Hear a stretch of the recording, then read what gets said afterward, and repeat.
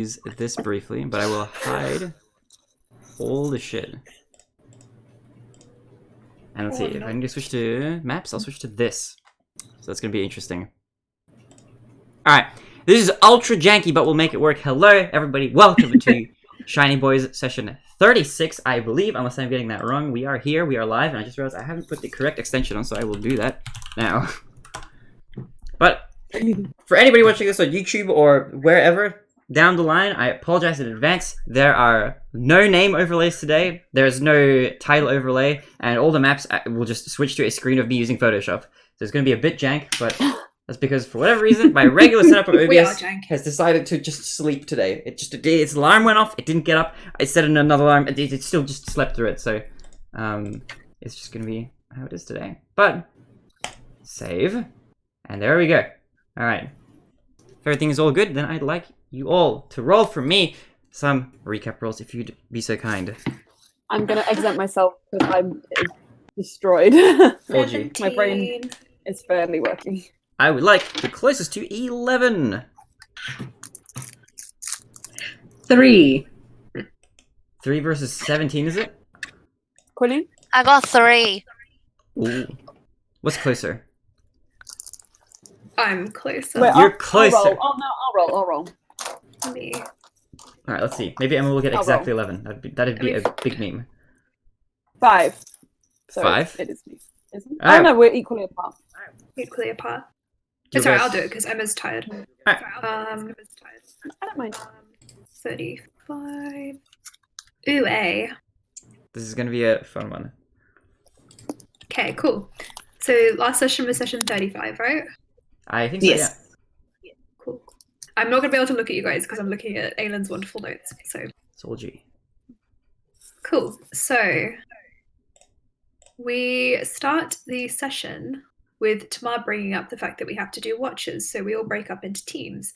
First watch is Drudy and Tamar. It's pretty peaceful. They have a bit of deep and meaningful conversations, but otherwise, Tamar isn't really about that emotion. Next is Avros and Sapphire Man, and they have a bond whilst Avros eats biscuits. Avros kind of teaches Sapphire Man the meaning of always constant vigilance, you know? He just hammers that real home as he chows down. Then we have Core and Jade, and Core makes himself some alcoholic beverages and makes Jade a mocktail, because of course that's how you do with your best friend who doesn't want to drink. And Jade is a little bit sensitive that Core didn't tell him about his parents, but Core just clarifies that he will tell Jade anything he wants as long as he asks. He's just not naturally very forthcoming. However, Tamar, he felt, had a right to know, as he and Core had a 12-year relationship, and Tamar was wanting a bit of clarification on these things. They hug, but emotions are complicated, and the night otherwise passes peacefully. The long rest is complete, and we wake up at our own various speeds. Drudy helps Ilaria prepare tea and breakfast. It's very cute. They make chrysanthemum and black bayberries tea. That sounds really good. Just sorry, I missed that detail last time. Baron does his full skin and makeup ritual and then covers it with clown makeup. Just wanted to, Dariel kind of baits Jade, so we all beat on Dariel until Dariel reveals that he had a spooky dream in which we were all turned into stone except for Jade. However, Jade kicked Dariel off the edge of the platform they were turned to stone on, and he shattered. Baron thinks this was a premonition. Jade calmly tells Dariel that he has no real intention or desire to hurt him, and that Dariel might be useful to the group, but he will hurt him if he has to. Great. We all have breakfast and tea and drink some stealth tea to help us on our way to Torah. Baron is very excited at the thought of meeting Ilaria's friend Melody, who happens to be a goblin. But Melody is single, so it's Baron. We leave Ilaria's house. We pillar along the way to get to the city. Jade's internal Fate D4 starts to glow. It's mostly peaceful on the way. We arrive at the city, and we see the remains of Captain Stronghand. He has become a statue, and he is frozen in an expression of horror and shock, his arms out in front of him like he's shielding himself. He seems to be being blasted out from the upper echelons of the city, and he is damaged, potentially beyond repair. We kind of ascertained that maybe a greater restoration would undo the petrification, but unfortunately none of us can actually cast that. We enter the big tree, leaving Captain Stronghand behind because there's nothing we can do. Our pillars fizzle out, and we get the idea that some types of magic will not work here, especially teleportation magic. We go up the stairs and into the city. We blend into the crowds, and eventually we find Melody, the goblin. Hi. Hello. Oh, thank you. That's very nice. And we will pause whilst I have a tea. Room service. Oh my god. Hi. Thank you. Okay. So where was I?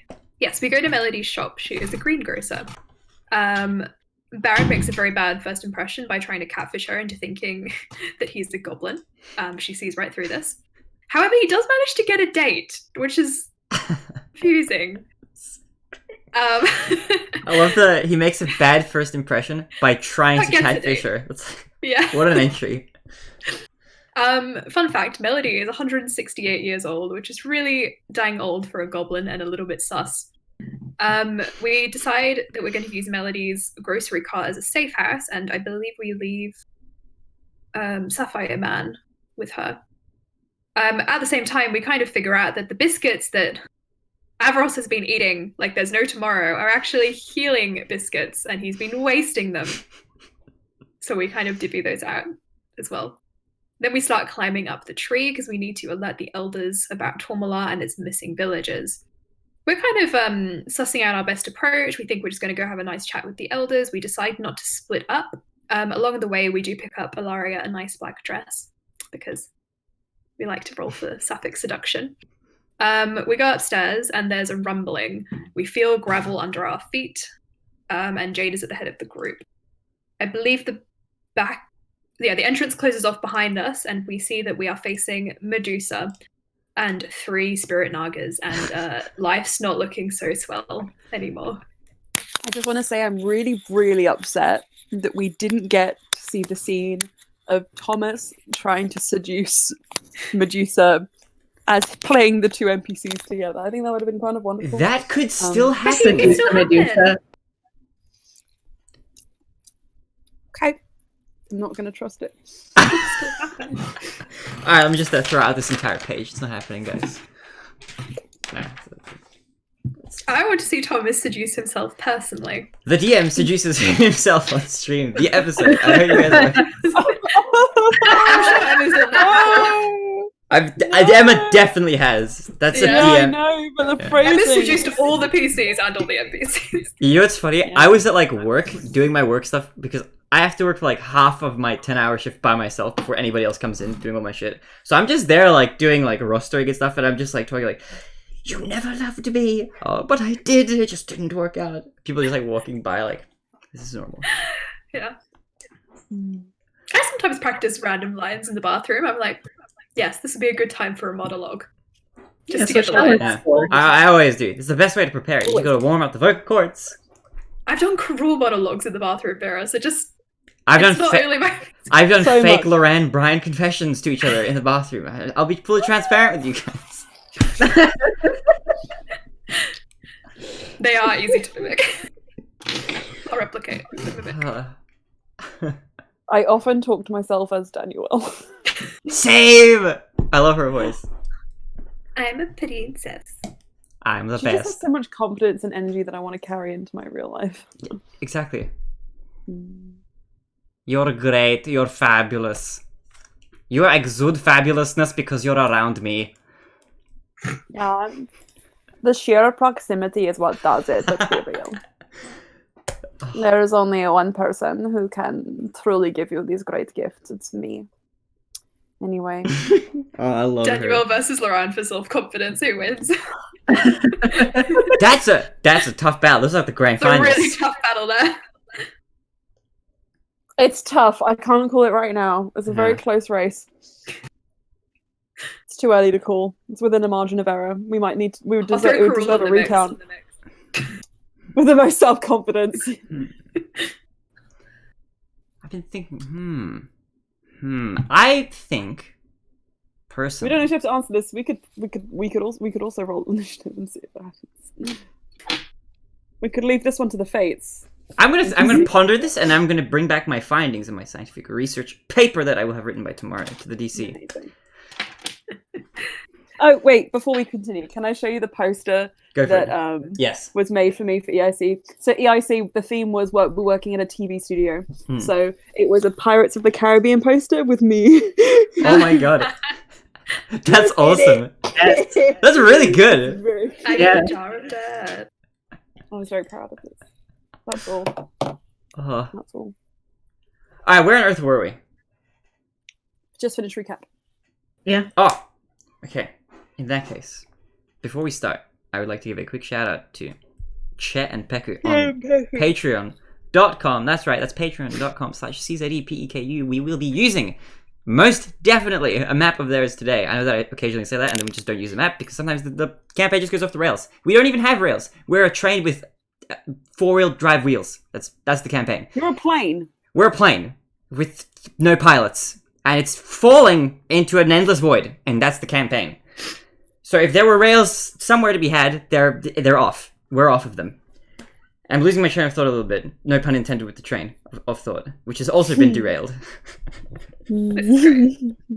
This bodes very well. Existential dread that just passed across several people's faces almost simultaneously was great. Yeah. I'm losing it, guys. I'm sorry. It's 36 sessions. But you're there. You've approached. Wait. Sorry, we're where exactly? We're there? Are we there? Or You're there. We're there? You've made it. Sweet. You have just entered the potentially second last floor of this big city, the city of Tor, which is a massive tree. A huge tree. It's very wide in diameter. I forget exactly how much, but once we bring up the map, we'll see exactly how big it is. And it's probably going to be relevant because it's looking like there's some sort of battle about to take place. As you guys look around, you do take in your surroundings, and you have noticed, last session I think, at the end of last session at least, that your exits have been kind of cut off. Combined with the fact that you can't really teleport, or use teleportation magic, inside of this tree fortress city. Seems rather strange. There is something that you notice as you enter this potential battlefield, or is it a failed diplomacy? Who knows how it's going to go? I do have a battle map, just in case it turns into that, and it most likely will. But I don't doubt your guys' ability to build new rails, and put the train on those rails, and then derail it from that. What you're saying in a very long-winded way here is, you can certainly try. You can certainly try, yes. There we go. That's basically what I'm saying. But, as you observe your surroundings and take a good look, before I get you guys to roll initiative, because that's the first thing... 52 hit points. This is a really good time for me. Don't worry, it's going to be great. Avros has less than half of what you have. Tamar has quite a lot more than half. Is Avros that squishy? Claire. Orcs be tanky. You're also, Tamar is, he's tanking. He's also, do you guys know what class Tamar is? Because you guys know what class... Barbarian, right? He's a barbarian. Yeah, you've got a cleric and a barb. It's kind of adorable, actually. I'm really happy I'm multi-class. Oh, and Dariel squishy as well. Somehow he's not... Dario can die. Dariel's not as squishy as Avros. That's interesting. Yeah, we've realised he has... The moment bringing him back was almost worth it. I mean, irrelevant. That's just me wanting to know, like, game things. Yeah. I mean, he knows stuff, and there are pages of notes far in the distant past with sticky notes here should you choose to delve into any of those. The information is there for all of you to delve into. However, as you now face off, there is something that you all notice. You, Baron, as well. There is something that catches your eye. Now, the pillars on your arms do appear to be deactivated. They're kind of there, but they're subdued. And you can kind of tell at this point, as most of you, except for one of you, are all pillar aficionados who have their own pillars attached to their wrists. You do notice that Medusa seems to have something around her wrist that seems to resemble another kind of deactivated pillar. It's hard to say exactly what it is, because it's not very magically infused right now, but it seems to resemble sort of metallic bangle. Let me just Google what a bangle is to make sure I'm not like... No. Yeah, it's like a bangle. I wasn't sure if it was going to be like... I don't know. Anyway, doing my research in the moment. But it's very metallic, it's very reflective. That's kind of what you get the gist of it. And it seems to be attached to her in the same way that your pillars are attached to you, which gives you the idea that maybe there's something more to her than it seems, than bangles seem at first surface level. And with that, I'll give you guys... Did she have one on the other wrist? Say again. Did she have one on the other wrist? Just the one, as far as you can see. Just as you all have your pillars on your designated hands. Or arms, I should say. Or wrists. It's part of the arm. I actually don't know which arm you guys have the pillars on. I'm assuming that it's just whatever your dominant hand is, or your character's dominant hand. Those are the wrists! Core is ambidextrous, I decided. Then maybe Cores can switch. Maybe it like goes from one to the other and goes... He is a switch. I feel like Jade is proficient with both of his hands. So punch. Jade's a switch too. Okay. Okay, in that case, maybe the... Sorry, Jade. The pillars... He has Can- to get used to these kinds of things.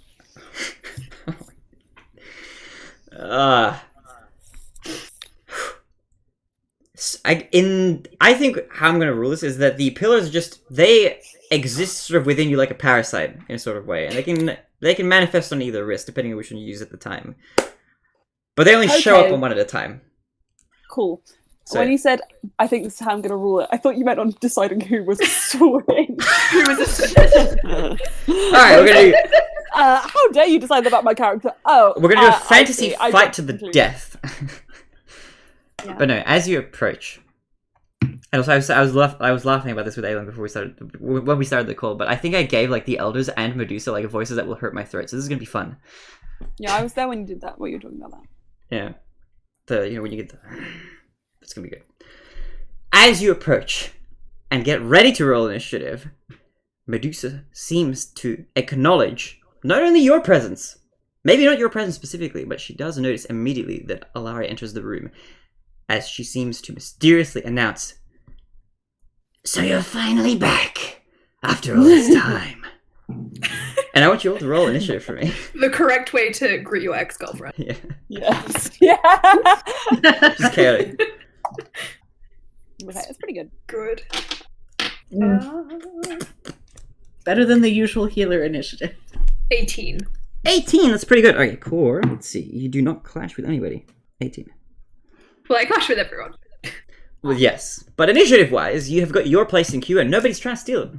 Except Drudy. Drudy's rarely annoyed at core. So, 14. 14. Medium low. 14, Jade. For Drudy and Baron, what did you guys get? 11. 11 for Verdridi. And Baron, your mic is muted just in case you don't know. Because I know that sometimes that comes up. Quinny! She might be on the day. Oh, there she is. Quinny, hello. Hello. If you're there, your microphone is not picking you up. Yet. Hello? Hello! Oh, There you are. There we go. Yeah, it was not really working. Oh, okay. Welcome back. Is there anything that you wanted to say or anything that you said that got engulfed in the tech problem? I'm pretty sure everything I tried to say before got engulfed in the tech and I didn't realise. Oh, Quinny! Okay, That's fine, whatever. I'll just roll. Is there anything Baron would have expressed or looked like or thought about when I was mentioning the pillar specifically, considering you're the only one? I can't really hide it. You're like you're the only one in the group that doesn't have a pillar yet. So Exactly. So he has no opinion. I'm so glad we know that. I'm so glad we took the time to ascertain. okay, all right. Okay. So what did you get for your roll for initiative? Okay, I got a 21. What is your dex modifier? 3. 3. Okay, Baron? Baron gonna start a war. Oh no, I don't know what to do. You will. Talk to her, maybe? I don't know. Oh my god. Baron, it's all in your hands. It's actually funny. You'll notice who rolled really highly because I'm asking Baron for his dex. Yeah. But this might change the landscape a little bit. She's like, "You've returned, have you? You're back again." And Baron's gonna speak up like, "Yes, I have. Hello." It's all about me. Okay, let me just order this because there are like a billion people. Did Dariel roll? Dariel, how come he didn't roll? He did roll. I just wrote his name twice. I'm dumb. Okay. No, just silly. Okay, let's see. 1, 2, 3. I spelled Spirit Naga in 3 different ways. I have Speed 1, Spear 2, and just a 3. So that's great. Let's see. That's 2. This is a 3rd in the initiative order. Then a 4th in the initiative order. Oh my god, Mum is going pretty early. Mum. Then... Oh, that's kind of cute! Corey, you're going right after your mum. You guys are like a tag team. Mummy dearest. 5? Okay, oh my, there's so many people in this initiative order. 6. Then after that is like a 7, but who's going? 7th is this. Then 8th is you. And then 9th, I think, is here. Oh my god, How many people are in this initiative? So many. 10. You've got Kor, Baron, Verdruti, Jade, Alaria, Tamar, Avros, Dariel, Medusa, and 3 Spirit Nagas. Which adds up to 1, 2, 3, 4, 5, 6, 7, 8, 9, 10, 11, 12. Wait, I'm missing 2? Oh, this Spirit Naga is like, it rolled really badly. Hold on, so that's... So Medusa rolled really high. Medusa rolled really, really high. We're going to find out very soon, regardless, I feel. Okay, that's 11. So I'm missing 1 character here. Depends how they broke up, how aggro she's gonna be. Okay, I thought Tamar was going last, but it's actually Dariel who's going last. I mean, she blew up the ship they were on, so... That doesn't bode well. Alright, we have 12 people in the goddamn initiative order. This is going to be a long battle. This is why I wanted all of you guys to be here, because this is going to be... Why don't we just chunky. step back and let the ex-lovers talk this out? That is an option, but really this is going to come down to Baron. You're going to be setting the stage. And with that, I'm going to switch over to the map. So this is going to be a bit interesting. I'll try cut back and forth between between the map and between the cameras. So we're not going to see my camera all that much. But I'm going to try not to react too strongly to whatever Baron does. Just for fun. Just going to see if I can like hold it all in. You've got a pretty big arena, but it's basically a circle that's kind of encircling you. I know. Look, I'm great with words, alright? This is my forte. But you guys are all here in a group. Let me just make sure this is the right amount of PCs and NPCs. So if you generate, that's 4 of you. Then this tiny one is Dariel, I think, because I was making a meme. Yeah. Tamar, Avros, Alaria, and why is there a 4th? Wait, what? Tamar, Avros, Alaria. And then we had an extra for Sapphire Man who did not come with us. Ah, that explains it. Sapphire Man, get the hell out of here. You are not in this fight. Okay, so You're not invited to this fight. Baron. Okay, you guys as a group are quite a way away. You guys, I think, are over 30 feet away from Medusa and the 3 Spirit Nagas at the moment. So, she has not yet turned around to look in your direction, since her turn has not gone yet. Baron, what would you like to do? How would you like to initiate this discourse? The diplomacy, possibly. So, has she not noticed? Notice is a bit of a funny word. Noticed you. Yeah, but you said she's turned around. She has, well, she has made her statement, so she knows that somebody has entered the room. How much further beyond that you want to, I guess, interpret that? If you, outside of assumptions, is going to require, like, an insight check, I think, if you want to gauge some sort of accurate idea. However, you could, I mean, it's kind of obvious, like, the door, like, a slam, there's a lot of footsteps, but, you know, it's up to you, Baron. Do you say that? Is that your action? I'll let you do that. I don't know what to do. Baron barks out of nervousness in the middle of the room. He.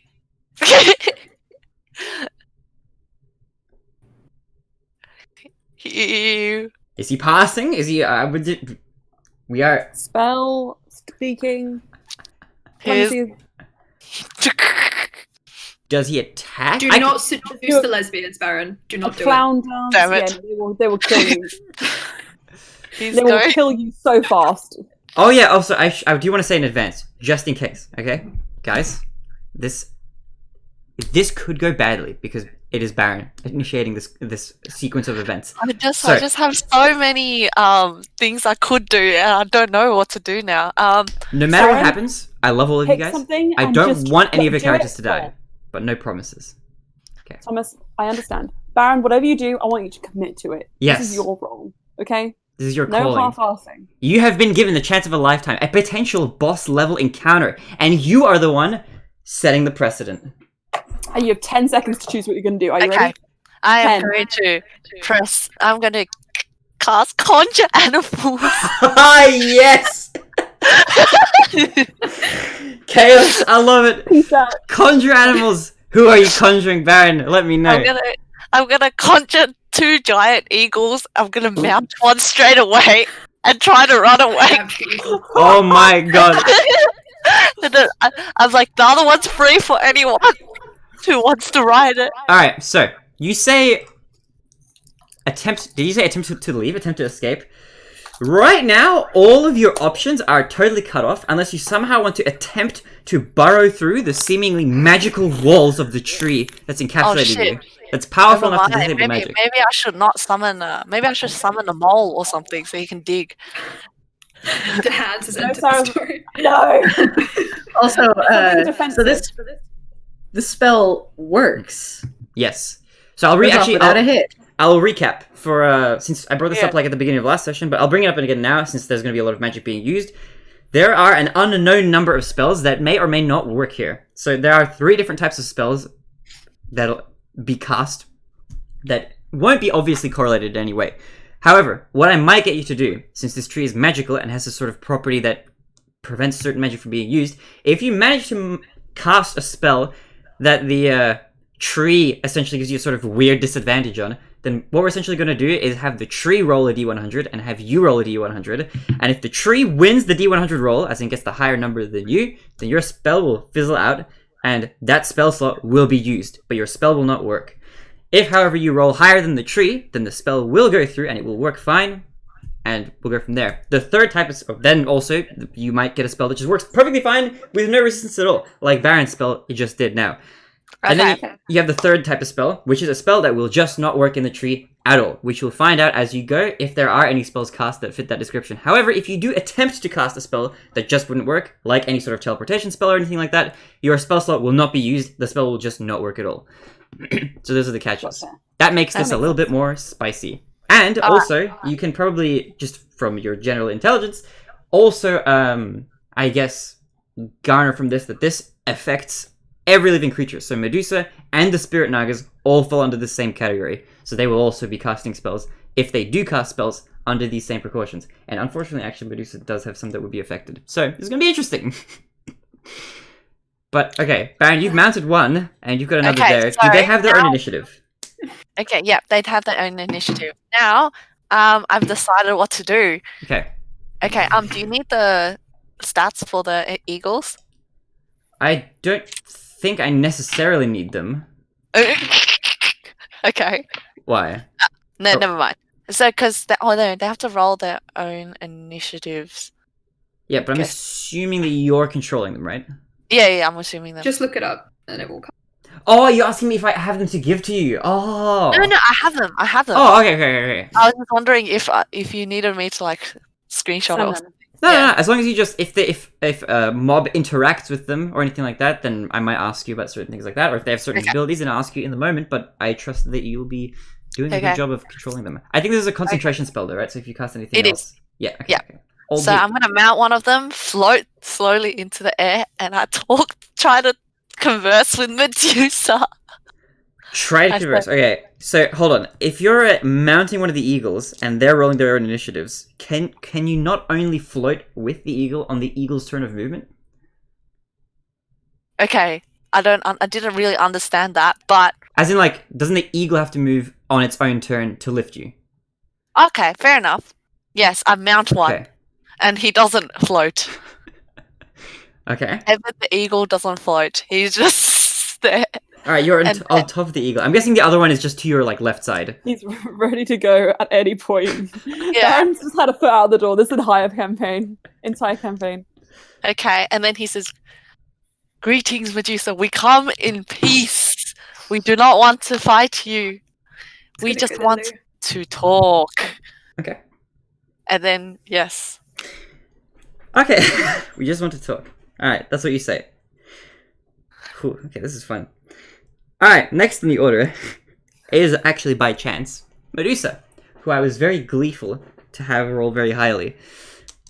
I'm surprised, I'm amazed that Baron actually managed to outroll Medusa. But now, on the next turn, as you mount your eagle, Baron, Medusa has a look at you. And I'll quickly switch to the screen camera so we can see. We'll zoom over to the other side now, over 30 feet away. On the other side, Medusa and her 3 Spirit Nagas uses her turn to address you.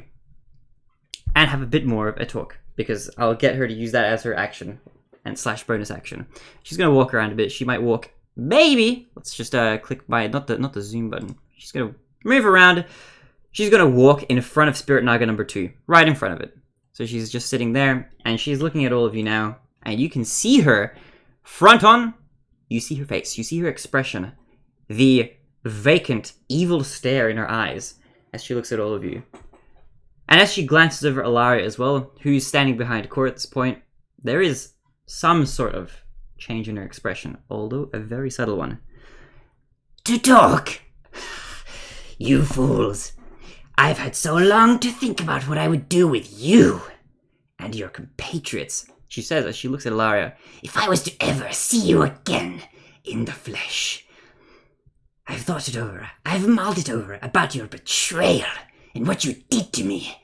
And I've decided that I think it would be best for me if you were to die. And she's gonna end her turn there. She's like campy. The face was very Wait, good. what did I miss? I just heard the very end of that. Medusa wants us to die so hard because of the breakup. So she basically just said, I'm scared. Viewers are We scared. didn't do anything to Medusa. We didn't break up with Medusa. Yeah, I don't even know you, Medusa. Hey Medusa, what's your problem? I don't even know you. Why are we getting dragged into this? Hey, what's the deal with that? You might have to bring that up on your turn. This will just turn into just a conversation back and forth, you know? Initiative talking. Can you imagine if that's how real life worked? If you had initiative and conversation, that'd be awesome. Very easy. That'd be really easy. That'd be great. But Like, oh, it's my turn now. she basically says, I thought about, for the last few years, what I would do, how I would deal with you if I ever saw you again, and I decided that after you betrayed me, I'm just gonna kill you. That's basically what she said, referring to kind of to Ilaria, but to the you guys as her sort of cohort, which she has only vaguely acknowledged. It seems like her sights are kind of mostly set on one person, although she is very dead set on totally obliterating the entire group of you. With that, with her turn out of the way, because she did a lot of speaking, that's going to be action, bonus action. If you want to do a lot of talking, which I'll allow, if you want to do a little bit, I'll just let you do that, like if you have a bonus action or something left. If you want to do a lot of talking, like I just did, then that'll be like an action and bonus action, then you might still have movement, but then you won't get your normal actions to do. If you want to do that. If you want to just fight, just go for it. This is what the battle is for. But we're going to move into the next point of the initiative order, number 3 out of 12, which is going to be, Spirit Naga number 2. You said they rolled really badly. I don't think I said that. Two of them rolled really badly. One of them rolled really well, as in like almost the best. They rolled well, I've rolled like a lot of rolls. Turns out one of them was a natural 20, which was Medusa's roll, and one of them turned out to be a dirtier, slightly more filthy 20, which was what the Spirit Naga rolled. So, Spirit Naga number 2 Stressfully applying lipstick. is the one that's right behind Medusa right now. So it's going to take this time to dramatically run in front of Medusa. Let's see, 5, 10, 15, 20, 25, 30, 35, 40. It is now a lot closer to you, but not quite close enough that it's going to do anything menacing. Switch back to the scene. We can see now that you guys, Jade specifically, are 5, 10, 15, 20, 25 feet away from this Spirit Naga. So it is within range of you, and you are within range of it, although not for most of its attacks, because I think it needs to get a lot closer to actually bite you. But it's made a little bit of progress. So with that, we'll move on in the initiative order. This is weird, like, man, you're switching the cameras back. It's so jank, but we're making it work. Next in the initiative order, number 4 is going to be Lucky Ilaria. I need to take a sip because my Medusa's already, like, destroying my throat. Okay, Ilaria, where are your stats? Charisma way out of this. She sheds a small tear as her turn begins, and she's also going to use her turn to do a little bit of talking. Betrayal. I don't know what you remember about what happened, but That's not how it went at all. Medusa, I loved you for so long. And that's going to be her turn. And she's going to use her movement, actually, to step in front of Core. So she's now, boop, in front of Core. If we switch to the map, we can now see this. Okay, I need to draw, like, I need to put, like, a little A on here, because this is, I'll do, like, Al, because this is Ilaria and not Avarice. There we go, Al. Cute. So with Ilaria's turn out of the way, now stepping in front of Core, moving around the others. Core, you are next in the line. Just a moment. I've had a dust reaction. I need to stay. That's all good. Core picks up a little bit of the dust around this area. It's probably been used as a storage space, so it's not too surprising. It doesn't seem like anybody has swept up around here, and Medusa herself, maybe not the cleaner of the two. Core, you've noticed that your mum has kept your house in pretty nice, pristine condition, having dusted a lot. Maybe she was the duster in the relationship, who knows? That would make sense why there's a lot of dust in this area. Gotta have one duster in the relationship. True! That's me. I'm the duster. Okay. I love dusting. So, Ilaria has stepped in front of Core, right? Yes, Ilaria is directly in front of you, within touch reach. Okay. Is there... Sorry, I can't actually see the map because I can't open Twitch. Is there any way I can take a little look? Sure, I can save a copy. I'll try to describe it because there's not much going on. Control-Shift-S as a JPEG, and I'll make it small so that... Not an EPS. What is an EPS file? .EPS? What? Who even uses that? Already, yes, replace it, and make the quality low, because it's going to be like a massive, massive file. 4 megabytes? Why is it so huge? Okay, 2 megabytes. Save. Let me save that and post it in the chat. Okay, this should be okay, I think. I think this is the right map. Upload. Okay, it's going to be huge, but like, the only part that's necessary is the middle part. Okay. So Al is Laria, and the rest are... Hold on, let me get that up. It's a bit big, I admit, yes. Core. Okay, I'm going to assume that Core is near... Oh, there's an echo. I think it might be Emma. Sorry. Okay. Core. He's going to reach back to touch Tamar, and he's going to say under his breath, "Don't do anything." And he's going to turn Tamar invisible. He's going to turn Tamar invisible. All right, I'm going to say that Tamar is the Perfect. behind you to the left. Ooh. Oh, okay. All right. Put a T on Tamar. We'll just switch to the thing. Boop. This is now Tamar, which I guess means that, look, I'll just label all of these.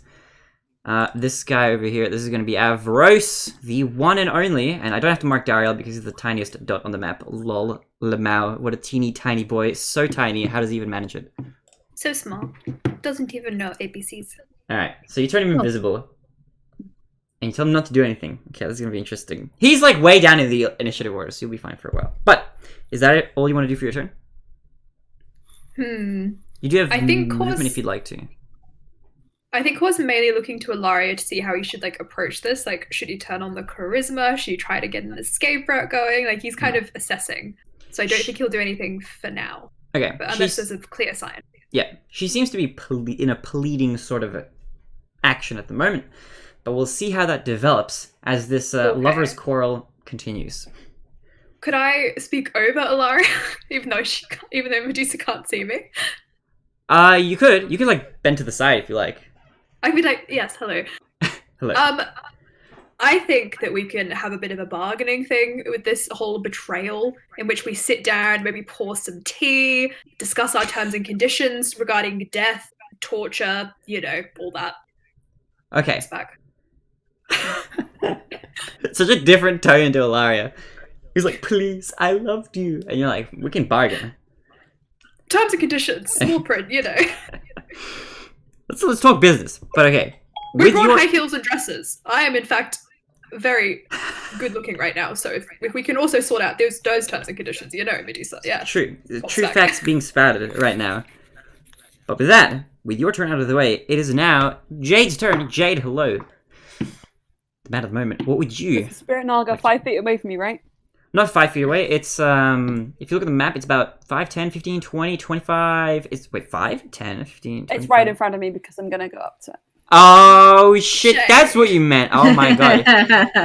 Look, not gonna lie, you had me in the first half. Right. Jade. You are It's a right spirit up. naga. It's not Medusa, is my thinking, and I don't think it's got the same morals as Medusa might have. These spirit nagas, since I'm using slightly custom ones and not necessarily the D&D standard ones, these ones don't have the same level of intelligence that normal spirit nagas would have. So I don't know if you could say they necessarily have morals as such. They're more like creatures than they are like intelligent beings, I guess you could say.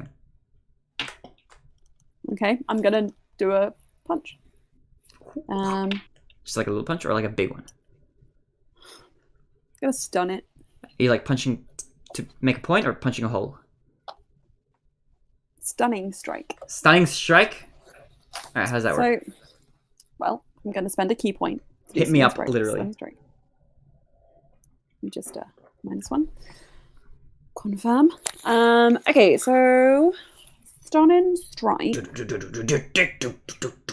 I attack. Yeah, roll to attack. I didn't roll amazingly. It's only a 15. Meets it, beats it. Waheg. Then you need to Roll make a one. Constitution saving throw, please. Okay, it is pretty good at Constitution. Let's see how it goes. Okay. Holy shit, that is a natural 1. Thank goodness I used Neff's dice to make that roll. Okay. Takes 7 points of damage, and they are stunned for 1 round. Okay, it is down a little bit. It looks like it's taken a little bit of damage. Looks like it's still got a lot of damage left to take should it need to, but you are making slight progress. And it is stunned. I am. It has an expression of shock as you stunningly strike it. You look stunning as you strike it stunningly as well. Wonderful. I like this. And I am going to do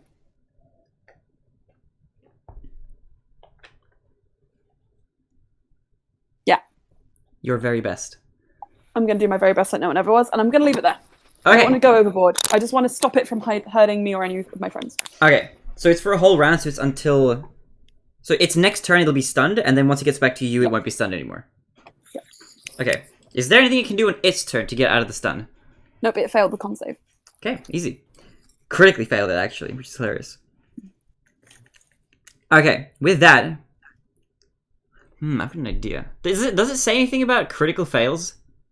With, like, a Oh stunning no, strike? that doesn't work. That's not a thing in D&D. It's only you can only do a critical hit. Okay. You can if you roll a natural 1, you can choose to make them harsher, like I like to. But Yeah. That's kind of what I'm thinking. I think it would be more fun to make it harsher in some sort of way.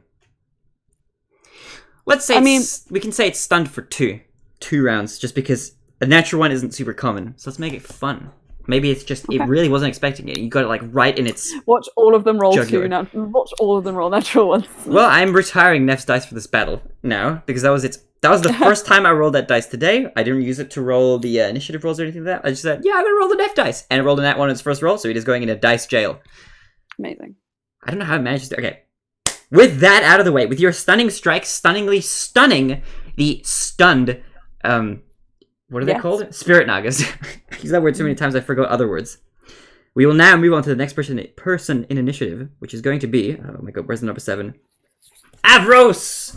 Avros, what would you like to do? He looks fabulous for his part of the turn. He doesn't look like he necessarily wants to make any statements on the matter. He's kind of looking eagerly at Ilaria and Kor, and then back at Medusa to see what kind of crazy shenanigans are going to go on. As far as any actual spells that he might use, he's thinking about it.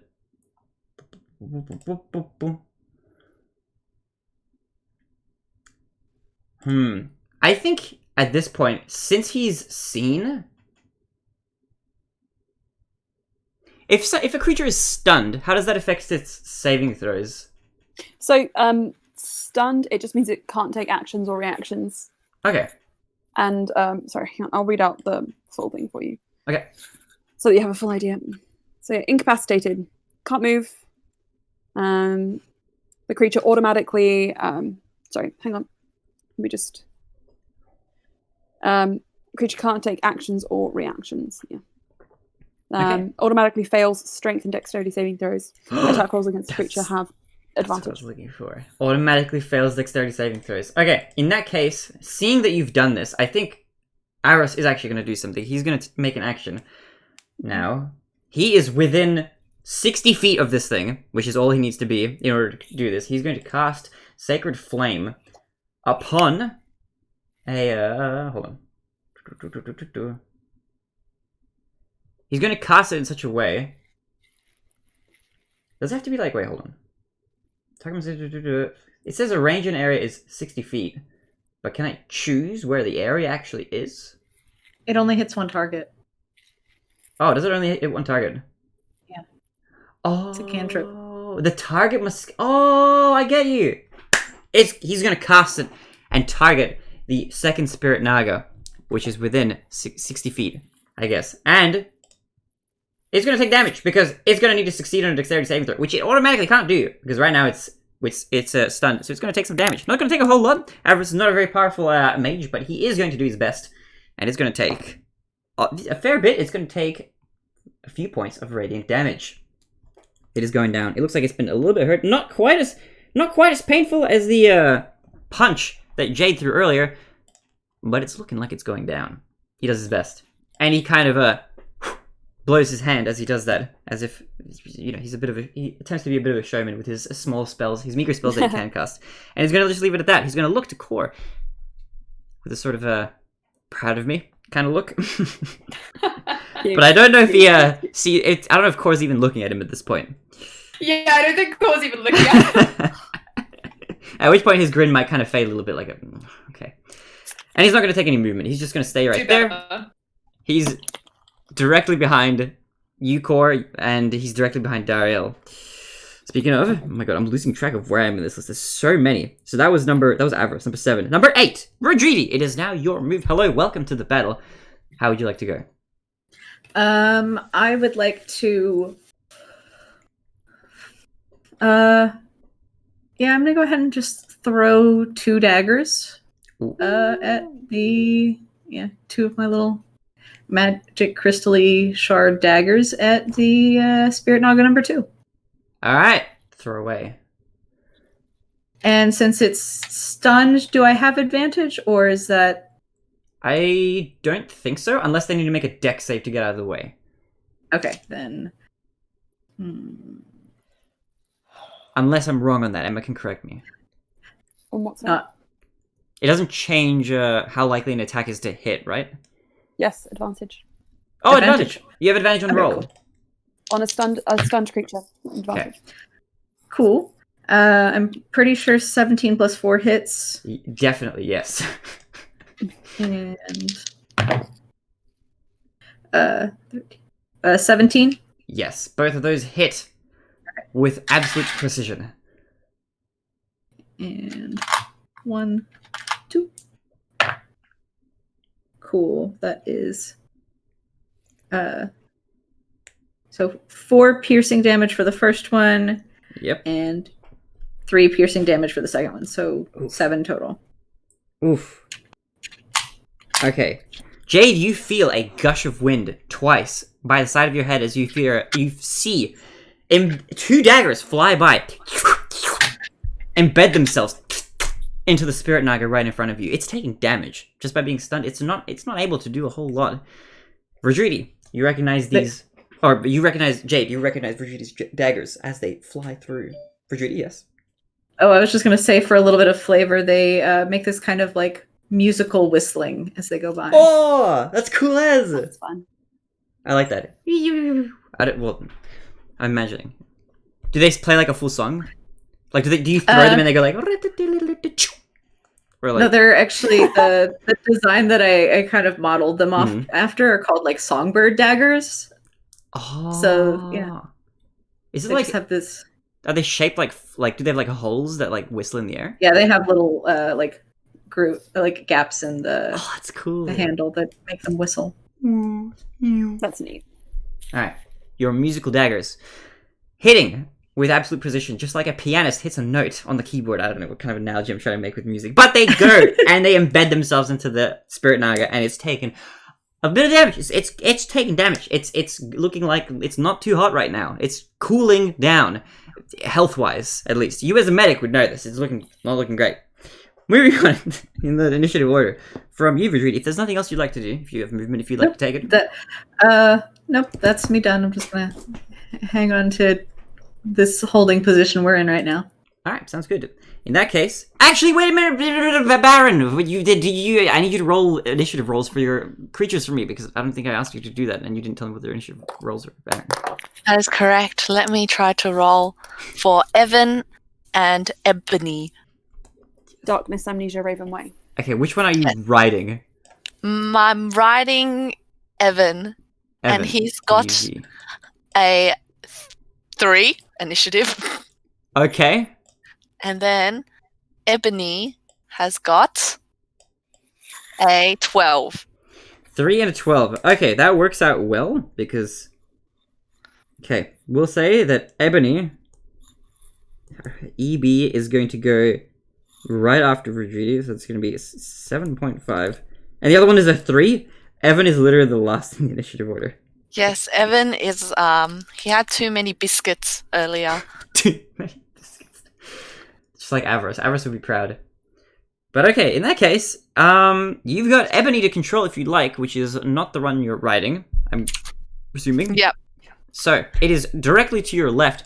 What would you like Ebony to do on this turn, as it is now Ebony's turn? Ebony goes to Avros and Like right next to him? Yeah, and beckons him to mount on it.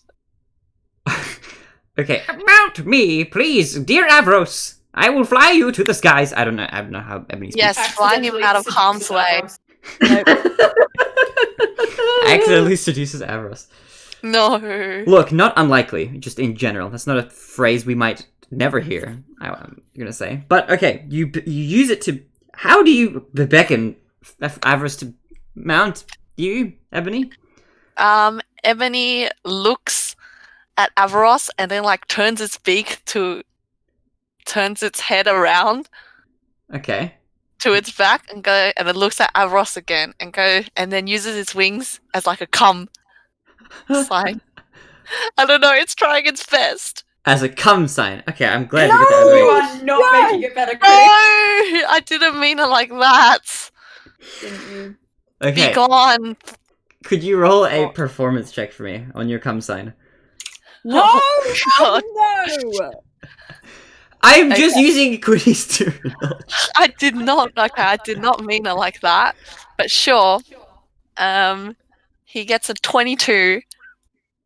22, okay. Avarice, I think, gets the message. Okay. Okay. Alright, with that, Ebony's turn is over, and we move to... Wait, so is Avaros gonna mount him or not? We'll have to wait till Avarice's turn. Oh, true. We move to the 9th person in the order. Well, this is 8.5. It's like to the 10th person in the order, which is Spirit Naga number 1. Spirit Naga number 1, what would you like to do? Spirit Naga number 1 looks at all of you, lashing, it's gnashing its teeth around as it makes its move. It's also going to use its movement to get a little bit closer to y'all. So it's now seen that Jade has approached and stunned this poor fellow over here. The fellow Spirit Naga is taking damage. It's gonna do what it can to annihilate Jade off of this plane. This is gonna be 5, 10, 15, I expected this. 25, 30, 35, 40 feet. So you got 1 stun Spirit Naga. Luckily, because of my fun custom DM ruling, it's going to be stunned for its next, for 2 turns. Just because, why not? That makes it kind of jazzy. We're going to see what it does. Now it's within biting range. Okay. It's going to attempt to bite you. Okay. Which is this, Jade, Emma, I apologize in advance, this is a powerful move. It's going to attempt to hit you. Okay. Wait, it might not, Okay, I guess, you know what? Okay, yeah, it's, okay. It gnashes its teeth. But quickly you see that it's all performance, no bite, as it attempts to bite down at you. And it completely misses. Utterly. It just horribly. How did it miss by so much? It actually misses by so much that it almost bites its neighbor. And it just ends up kind of right into the ground, gnashing at the wood, splintering its teeth. Actually, I'm going to get it to take damage for that because splinters hurt, man. It's going to take 2 points of piercing damage. as a big splinter is embedded into its gums. What a wonderful sight that is. This poor Spirit Naga, what an absolute buffoon. Making a fool of himself, giving it the clown card. We're gonna move on to the next person in the order, and it's the other Spirit Naga. Wait, 9, 10, yeah. Spirit Naga number 3, hello, welcome to the fight. It sees that its friend has approached Jade. From this distance, it's hard to see exactly what's happened, but it notices Spirit Naga 1, after attempting to stay Spirit Naga 2, is now lashing around in pain. That's frankly unacceptable. So it's going to attempt to move towards you, Jade, as well. 5, 10, Cool, 15, okay. 20, 25, 30, 35, 40. On the bright side, you are now completely shielded from Medusa by a wall of Spirit Nagas. So Medusa can't even see you. The Nagas are in the way. They're just right next to each other in front of you, directly. You've got one directly in front of you and one directly to the up left and directly up to the up right. So yeah, number 3 is now going to attempt to do what Spirit Naga 1 failed to in that moment, and it's going to attempt to bite you as well. So Okay. it's going to roll to bite. My AC is 17. 17, did you say? Yes. I think I just need to buy new dice. Does, you know what, I'm just going to ask, just for the hell of it. Does a, oh, it's got a big modifier, actually. Oh, it's not that much. It's a +7, so does a 12 hit? Okay. I mean, I did just tell you. Yeah, I know, 17, but like, it's so- just like, they're like my Naga fam is like, they've not got it going on right now, so it's gonna attempt to lash out. It attempts to bite down right near you, and it completely misses, bumps its Naga nose on the ground, completely missing you as well. Somehow, they're literally in front of you. There's 3 of them, and they haven't done like any damage somehow. Why does this always happen? I feel like I'm having deja vu. I feel like we've done this before. They're completely incompetent. How is this possible? We're moving on to the next person. The reason you're getting deja vu is because you're so used to playing tomorrow. Maybe. I mean, I feel like the Spirit Nagas I've summoned have done like no damage. They always like miss, or you guys like kill them in one turn with like some crazy combo. Is everything okay? No. All good. What happened? What happened? Nothing happened. All good. We can't go. Nothing. All good. Did you like get sent a government secret or something? Okay.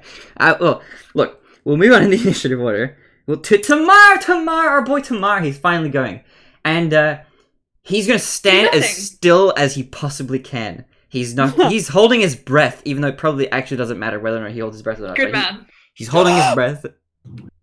Sorry, I might have... Sorry. Did I? And now you can't do that and then not explain why. Oh no, I didn't notice something, but maybe this is old news. Just Democrats have House control, so that's all. Hell yeah, Good. they do. That's all. I'm just very happy. It's that. recent news, but it's good news. It's recent. I just have. I mean, I've been off all Poggers. day because I haven't looked at my phone for decades. It's very fair. But to take us back, The 2 decades I have been alive, I have not looked at my phone. Yeah. You know. who did I say? Tamara's. Yeah, he is going to actively, proactively not do anything. He's become a pacifist for the first time in his life. He's taken Kor's wisdom, and he doesn't really know what you're planning on doing with him while he's invisible. But he's not quite gotten the hint. He might get it, but he's not. I mean, intelligence isn't his strongest stat. So I think I know what you're trying to do, but I'm pretty sure Tamar has currently no idea. He's just going to stand still. And with that, because he's not doing anything, he's literally just standing still, that makes his turn really easy in the initiative order. We're going to move on to the final person in the initiative order. It's Dariel, the angry gnome. He looks like he wants to give Medusa a piece of his mind. He is looking agitated. He's going to attempt to do something. So what can he do? Let's have a look. He does have magic. Oh, there's some spells that would probably not be great. Do a low key eviscerate. I mean, there's stuff that would take you all down. As in, he can create bonfire, which would not be good. So he's not going to do that. No. But No, he will cast a classic, I think. Hold on, did I not give him a long rest while he was dead? Take long rest. You were dead. That's like the longest rest you can take. Magic Missile time. He's gonna cast Magic Missile. To be fair, he was only there for like 10 days, and people have been in comas longer than that, so what's the point? Fair. However, still, I would class that as at least a long rest. You know, it's not really a short nap. It's not really a siesta that you would take, you know, after your, you know, before lunch. Mhm. I don't think he's even eaten in like 2 weeks, whatever. Maybe he's had something. Maybe he picked up something at the vegetable stand. But he's going to cast Magic Missile! Magic Missile! Second level, he's going to attempt to cast it. Now, he is in a prime position to not hit anybody, aside from Naga number 3. So he's going to attempt to aim it. Now, Dariel is this little ball over here. He's going to attempt to shoot it right at number 3, since he thinks number 3 is probably the most dangerous of the targets. This doesn't require a hit DC, does it? He just, like, shoots it. You create 3 going to each dart hits a creature. Oh, he can hit. Oh. Okay.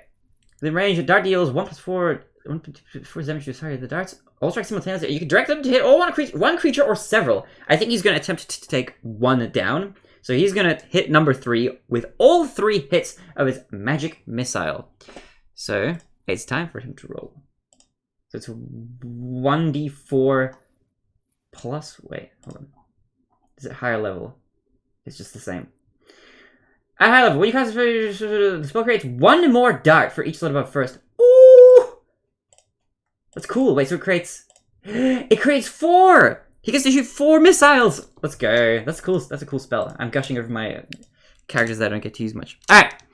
He's gonna roll. He's gonna hit all of them at number 3. And it's gonna do 2 plus 1, which is 3, plus 2, which is 5, plus 2, which is 7, plus 1, which is 8. That's actually very little damage, but he's throwing them all there, throwing at number 3, and I don't think it can do anything. The Spirit Naga just takes damage. So it takes 8 points of damage, and it's going down. Stocks in Spirit Naga limited company are going down. Okay, this was a bad analogy. Forget I said anything. But with that, with the final... Oh, that's not even the final. I forgot Evan. Baron, you've got Evan as the final creature in the initiative order. What would you like Evan, the eagle, to do? Now, Evan, you are currently riding on top of him, so whatever you want to do with Evan is whatever, like, where he's going to take you. You are currently mounted on him. Evan is going to run to the left side. Okay, how far to the left do you want to go? You've got like 5, 10, 15, 20, 25, 30 feet of movement to the left before you start hitting No, like I've a got wall. 80 feet. Because he's flying. Oh yeah, if you want to use all 80 feet, then you're going to have to like start moving diagonally up. Because you've got kind of a circle, and you guys are near the bottom. So if you move just directly to the left, you'll hit kind of the wall in about 30 feet from now. I'll fly diagonally opposite Spirit Naga 2. Okay. But towards the wall. So like, if you look at the map that I sent... Yeah, like, I'm looking at like, the... up I'm left. looking at the Twitch stream right now. Okay, so like to the upper left you want to go? Or upper right? Up left, but not too left. Wait, but not too up. You know what I'm saying? So how about like here? Where? Like, well... A bit more down. Bit more down? You got about here. Like here. Yeah, that'll do. Okay, you move over here, and you are now looking at a diagonal angle. You are diagonally away from these Spirit Nagas Yes, from number I 1, 2, and 3. Is there anything else you'd like Evan to do on your turn? Evan is not going to attack because then I'd probably die. So he's just going to stand there while I'm airborne.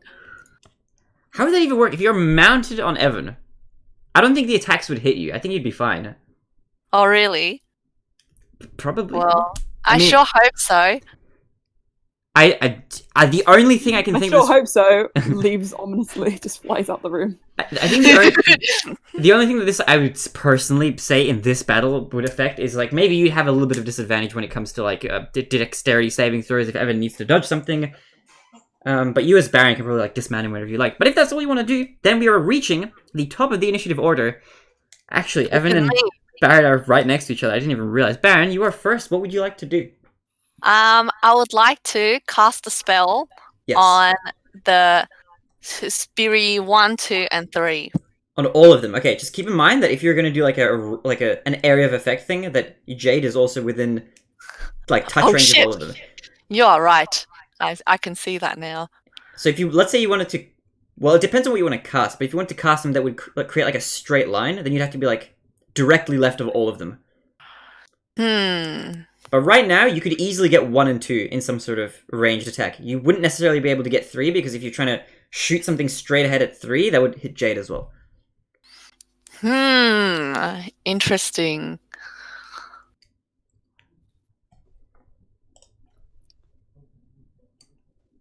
So what are you thinking about doing?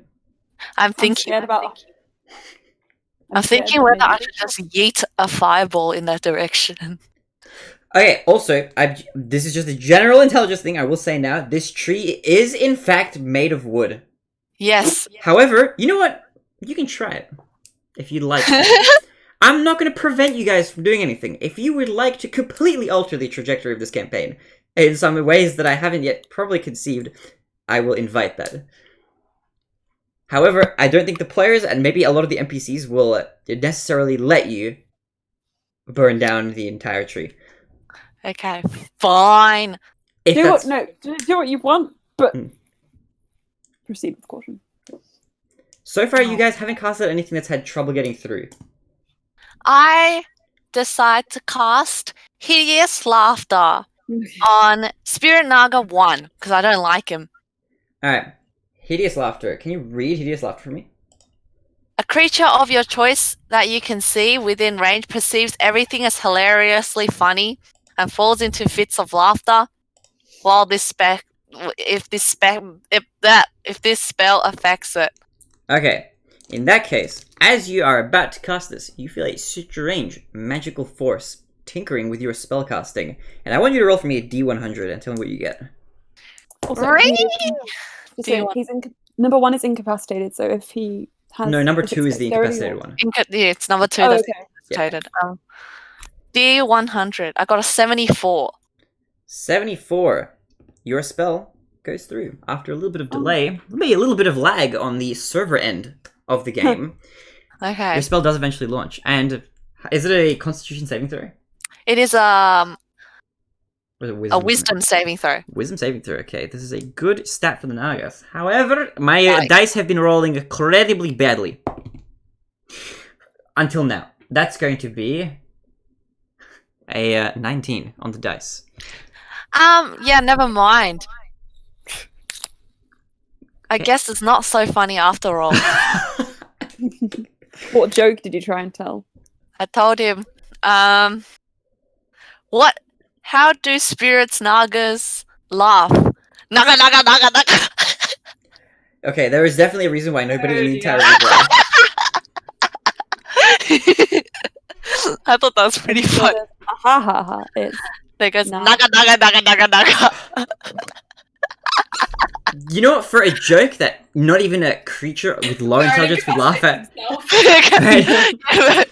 Naga naga naga. It's so dumb. Look, Queenie, I applaud you on your ability to Like a conjure up Pokemon. such an It's like unfunny a- joke. But with that, if there's nothing else you'd like to do, you got movement still if you want to dismount. Is there anything you'd like to do aside from just that? No, I just go like, oh, okay then. rethinks his stand-up career. Guess it's not that funny in it. Okay, in that case, we're going to move back. Now, next in the initiative order, number 2, it's going to be Medusa herself. And at this point, I think she's just going to walk forward. It's been so long in initiative. She's going to walk forward maybe like 5, 10, 15, 20 feet. She is now less than 30 feet away from Jade. But Jade, you are blocked currently by the Spirit Nagas in question, so she can't actually see you. The only person she can actually clearly see at this point is Baron.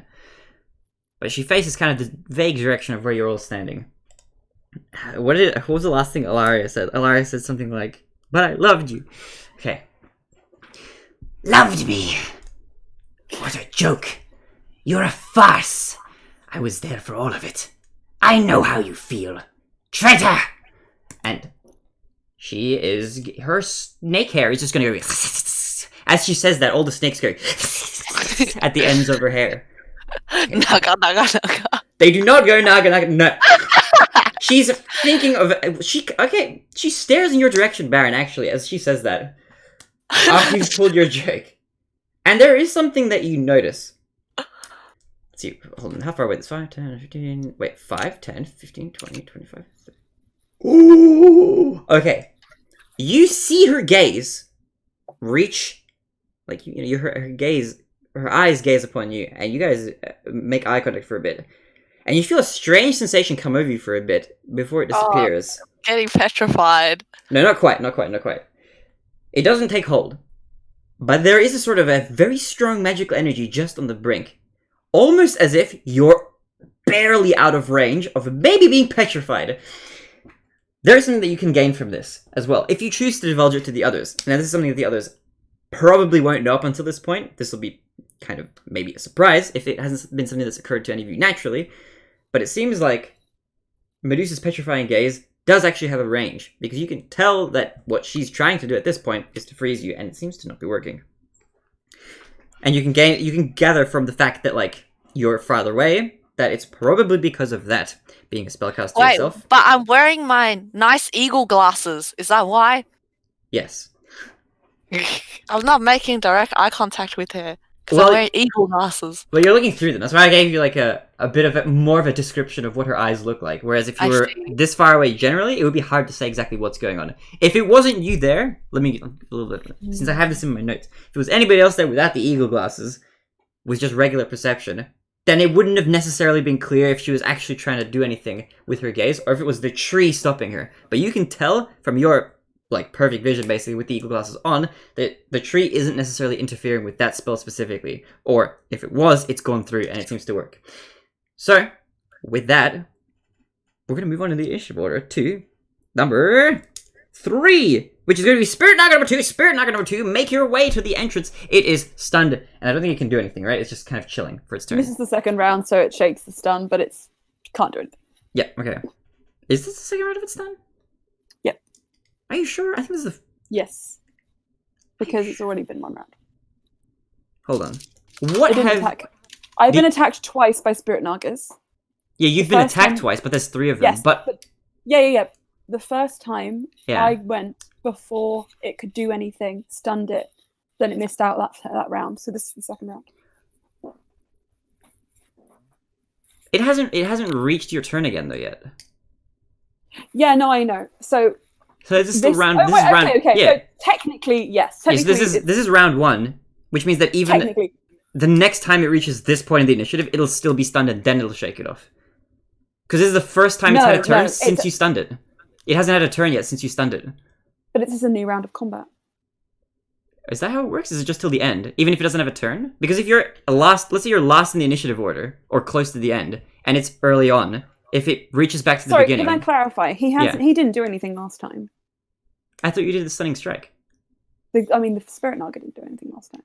Yeah, because it went before you. You moved up to it. It went before. Did you? Yeah. Okay, sorry. I thought it. Yeah, so to clarify, it went like like third in initiative and it just moved forward, and then you moved up to it and stunned it, and then this is the first time it's going. Yeah. So it's stunned for even longer. So it just chills in its hazed state. No, but yes. I mean, this is better for you guys. Yeah. So with that, with its strike still stunned, that doesn't make any sense. It's still stunned. It's in place. We move on to number 4 in the initiative order. It's Ilaria again. She's still in front of Core. And she's going to take another... Just go to full screen watch. She's going to take another 10 feet forward. She's now a lot closer to you, Jade. Jade, she's within about 5 feet of you. And she's within about 10 feet of Core.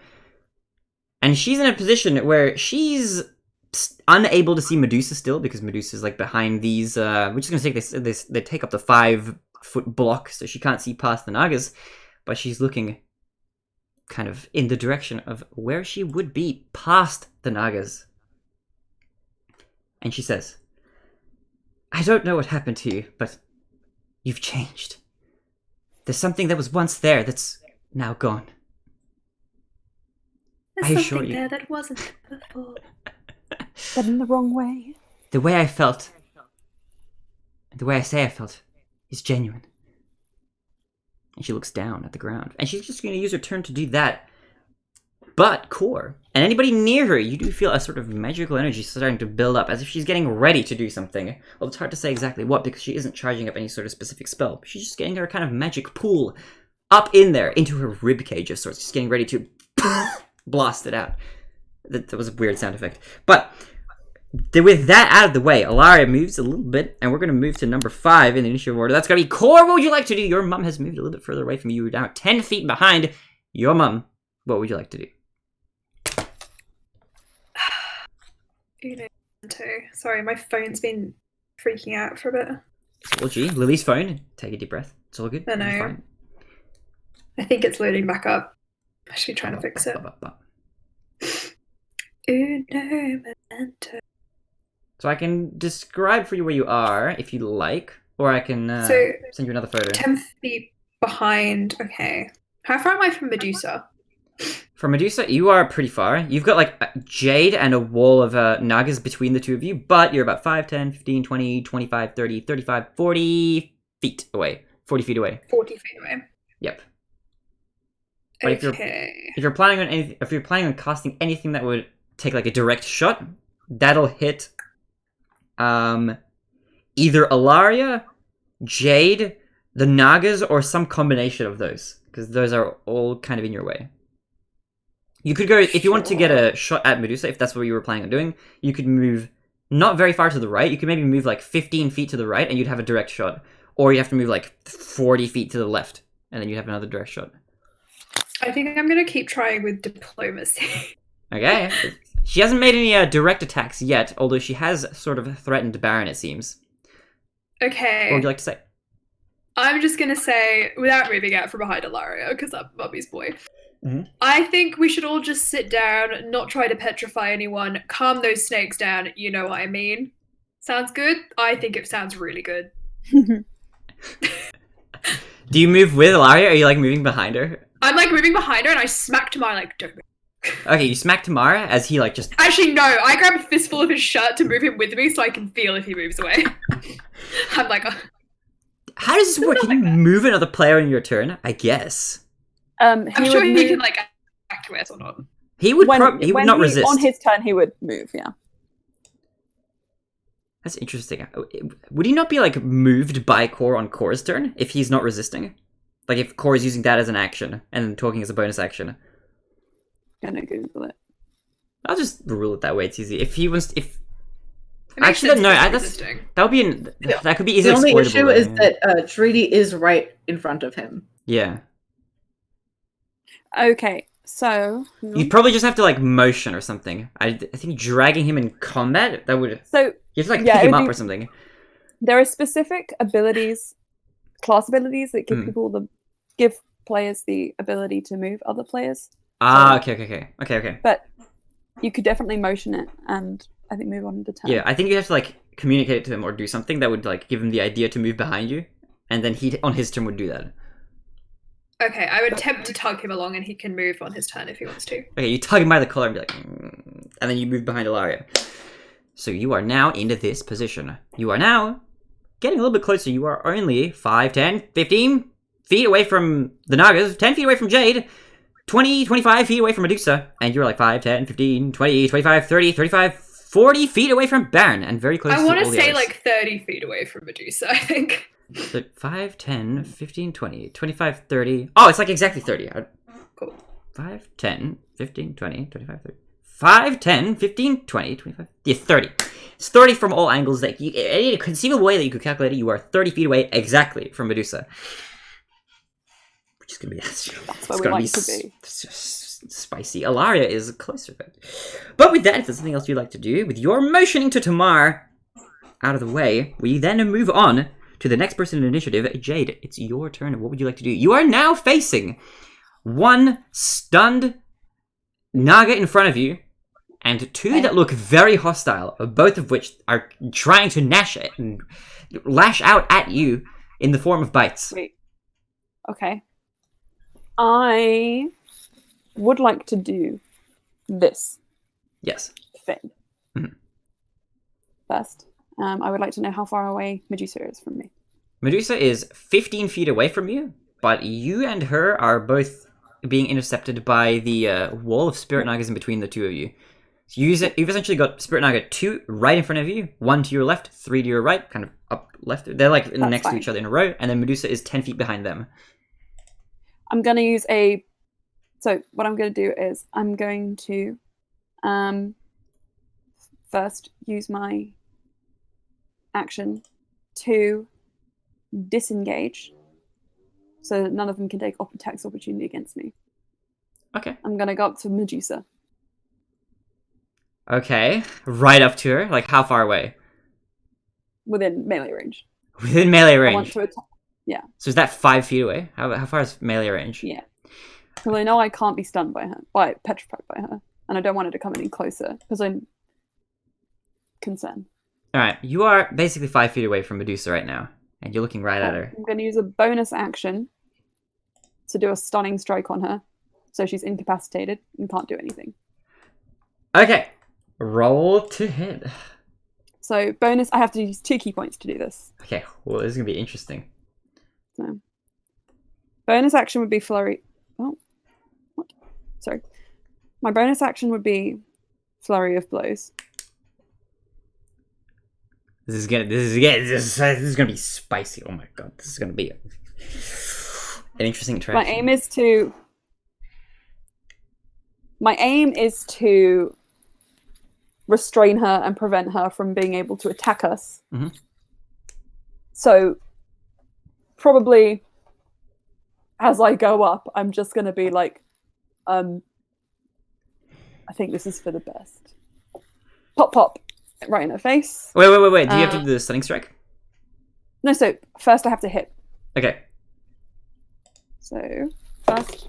Bop, bop. A quick 1, 2. 16.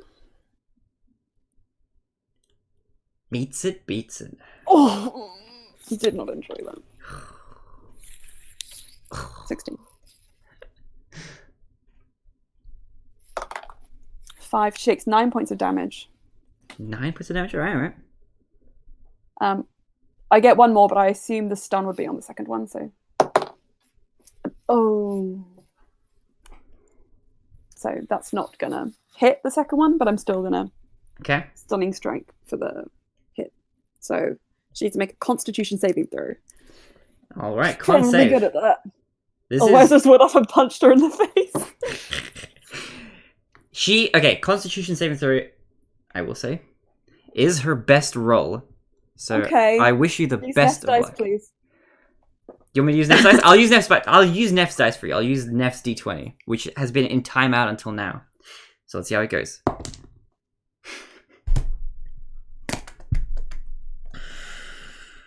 I'm not using Neff's dice anymore for this battle. It's a nat 1 again. Oh! Ah! 2 rounds, bitch! I told you you'd regret that. How did roll 2 nat 1s in a row? Not even a 2. I would have taken anything low. Okay, I could take the hit. But a nat 1 again. Neff, why? Let me roll it out a little. That's 12. That's a 3. That's pretty bad. That's a 2. Thomas, stop it. Don't do this to It's yourself. 14. Okay. She is stunned for 2 rounds. That's going to be pretty dastardly. So she can't take actions, right? Can't take actions or reactions. Can't move or speak. All attacks against her have advantage. God damn. Well, you do see, as you punch Medusa straight in the face, it doesn't seem to have much effect yet. You notice that when you punch the Spirit Nagas and when you've been, just wailing on them, they take damage a lot more quickly. Or at least, the amount of damage that you put onto them seems to be a greater percentage or portion of, how strong they actually are. Medusa seems like she's got a lot more beef to her than is apparent, I guess. She looks like it might be a little bit harder to take down than the Nagas. I think, yes. Yeah, Jade's thinking is that even though the Nagas are dangerous, they've faced them before, and he knows that they can take them down / get away from them. Medusa is more of a loose cannon, and if we want to do something, it's better for her not to be able to do anything in response. True. That's it. So you punch her. She takes a lot of damage. Looks like one of her teeth gets wobbled a little bit loose. And you notice that her teeth are all nice and sharp. And you think to yourself, do they come like that naturally? Did she sharpen her teeth herself? Is that even a thing that you can do? And with that, if there's nothing else you'd like to do, your turn comes to a quiet end as Medusa is now stunned for 2 rounds. Which is going to be crazy, but okay. We move to Avros. It is your turn again, Avros. What would you like to do? He looks smug. He looks coy. He looks conniving, even. As he decides to do another... It seems to work so well the first time. He decides he's not going to use his spell slots if he doesn't really need to. And he's going to attempt to, for now at least, use another Sacred Flame. Keep it nice and simple. he's going to attempt to hit. Well, actually, he's got an idea at this point. Avarice is 5, 10, 15, 20, 25, 30, 35, 40, 45, 50. He's going to attempt to do it on Medusa because she's within... Is he mounting the ebony? We will get to that in just a moment. Before he does, however, he will cast this. Is mounting an action? Like, if you mount a creature, I think if you mount a creature, he can't use an action. I'm going to say that. If you want to mount, it's like taking out your equipment if you haven't equipped it yet, which would be like the action that turn. Once during a move, you can mount a creature that's within 5 feet of you or dismount. Oh, is that outside of an action? Okay, it's a movement. Doing so costs an amount of movement equals a half your speed. Oh, that's cool. Okay, he will in that case mount. I was worried that he might lose his move, but he mounts Ebony, which is not a phrase I want to ever utter again. And he uses his cantrip, Sacred Flame, and he's going to use it on Medusa this time. So she will automatically fail this dex save, and she will take a d8 of radiant damage, it looks like. And the Avarice did a terrible job, but look, he's trying. She appears to be basically unfazed. If it did any damage, Jay, you're standing really close, and it's very hard to see if that did any damage at all. But you think it must have, because he clearly cast it on a creature that cannot dex save that spell. And with that, Avarice is going to look around at the rest of you to see how you're all doing, noting that you're all looking pretty good. Doesn't seem like any of you have taken any damage yet. Somehow, again in this battle, everybody's missed you or they're stunned. I don't know how this keeps happening, but you guys are doing a great job. This is the time to throw fireballs at her. Maybe not actually when I'm right there, but like... Probably, okay. I will let you throw fireballs if you like. So... I mean, I should have moved away. With Avarice's turn out of the way, next in the order, I'm losing track, 7, 8, is Verdridi. Verdridi, it is your turn in initiative order. What would you like to do this turn? You are currently... Let's see. Let me switch over. You are 5, 10, 15, 20, 25-ish to 30 feet away from all the Spirit Nagas, 30 feet away from Jade, and about 40 feet away from Medusa. I am going to first move up next to Core so that Tamar can move freely behind Core or behind her. Sure. Do you want to move 10 feet forward so that you're right to the, like, basically to the left of Core? Yeah. Right. And...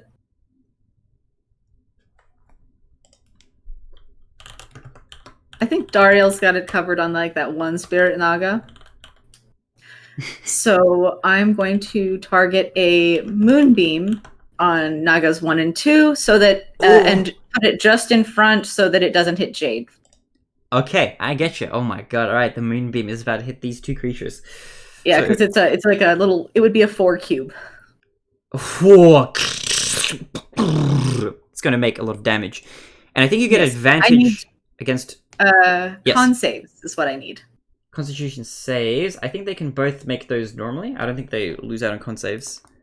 So, yeah. Spirit Nagas 1 and 2 will make a con save. Spirit Naga 1 will go first. Oh, I get to use D10s.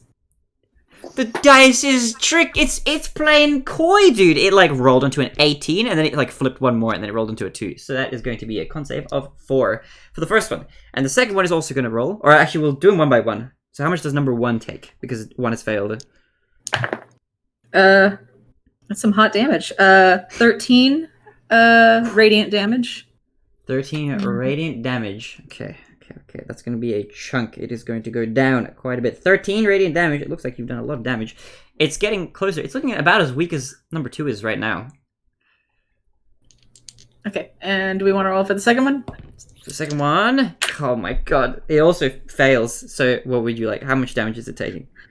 It's taking even more, because that's 14. 14 damage. Okay, it's looking pretty bad. The Spirit Naga is taking quite a beating, having not yet had an opportunity to do much at all. But you get from how vicious it looks that it's probably a good idea to eviscerate this Naga as quickly as possible, especially considering that it's a minion of Medusa, or so it seems. And also, to lay it out, the Moonbeam, every time they start their turn in it, they will take damage. Oh my god. And need to make that con save again. Okay, damn. Alright. Moonbeam. Moonbeam is always crazy. Does Yep, that also... gonna- So if, So it's like a... Did you say it's a 4x4? Like 20-foot cube? It's a 10-foot radius, so yeah, 20-foot cube. Okay, I will keep that in mind. I'll draw on this map what this looks like, so that I have the range here for Moonbeam. And then I can move it around as we like. I'll make it like And it lasts a minute. a minute. Dang! Okay, that's gonna be like the whole battle, basically. Because that is a lot of rounds of combat. Considering each round takes 6 seconds, that's gonna last... Oh, no, it's not a 4x4, it's a 2x2. 2x2? Wait, how many? What was the radius again? It's a total of 4 squares, so it's a 10-foot radius. But that would be a 10-foot diameter. Sorry, hang on.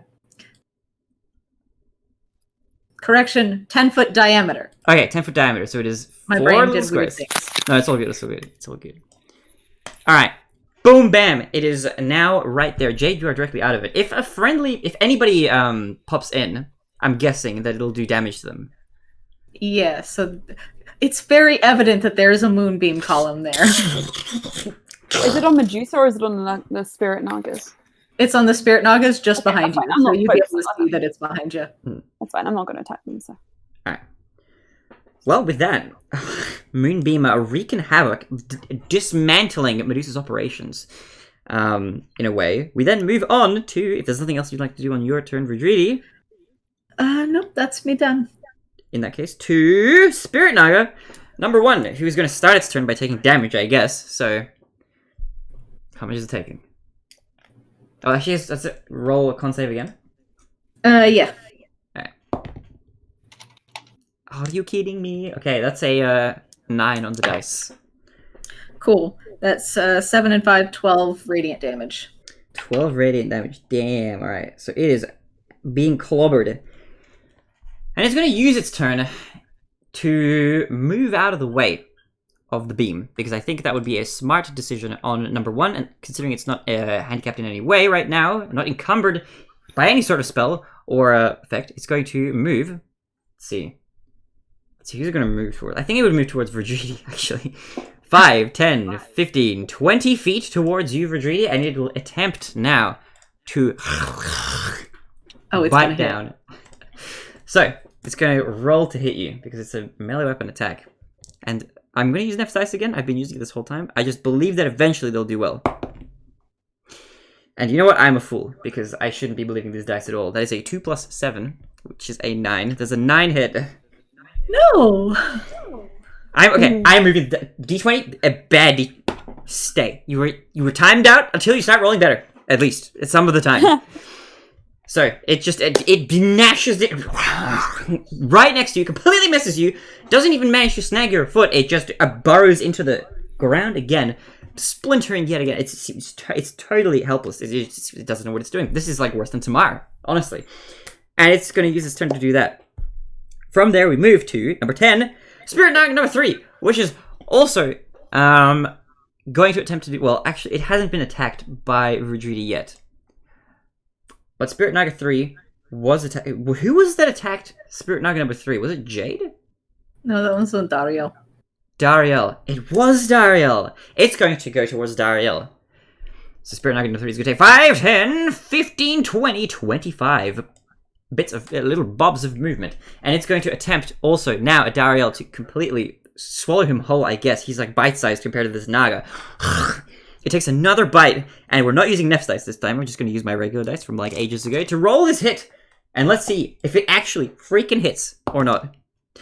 Oh, it rolled another 2! It rolled another 2! I'm using a different dice and rolled a 2, which is going to be a 9, which probably isn't hitting Dariel. It is not even close. It just completely misses. What is it with these dice? How are they so incompetent? Literally everybody's turning into Tamar. So, it's trying its darndest, but it completely and utterly misses. It gets some of the wall itself now, because it's quite close to the edge of the stadium at this point, and it just gets a mouthful of bark as it just kind of shreds a little bit off the wall behind Ariel. And with that, we move to the next person in the order, which is going to be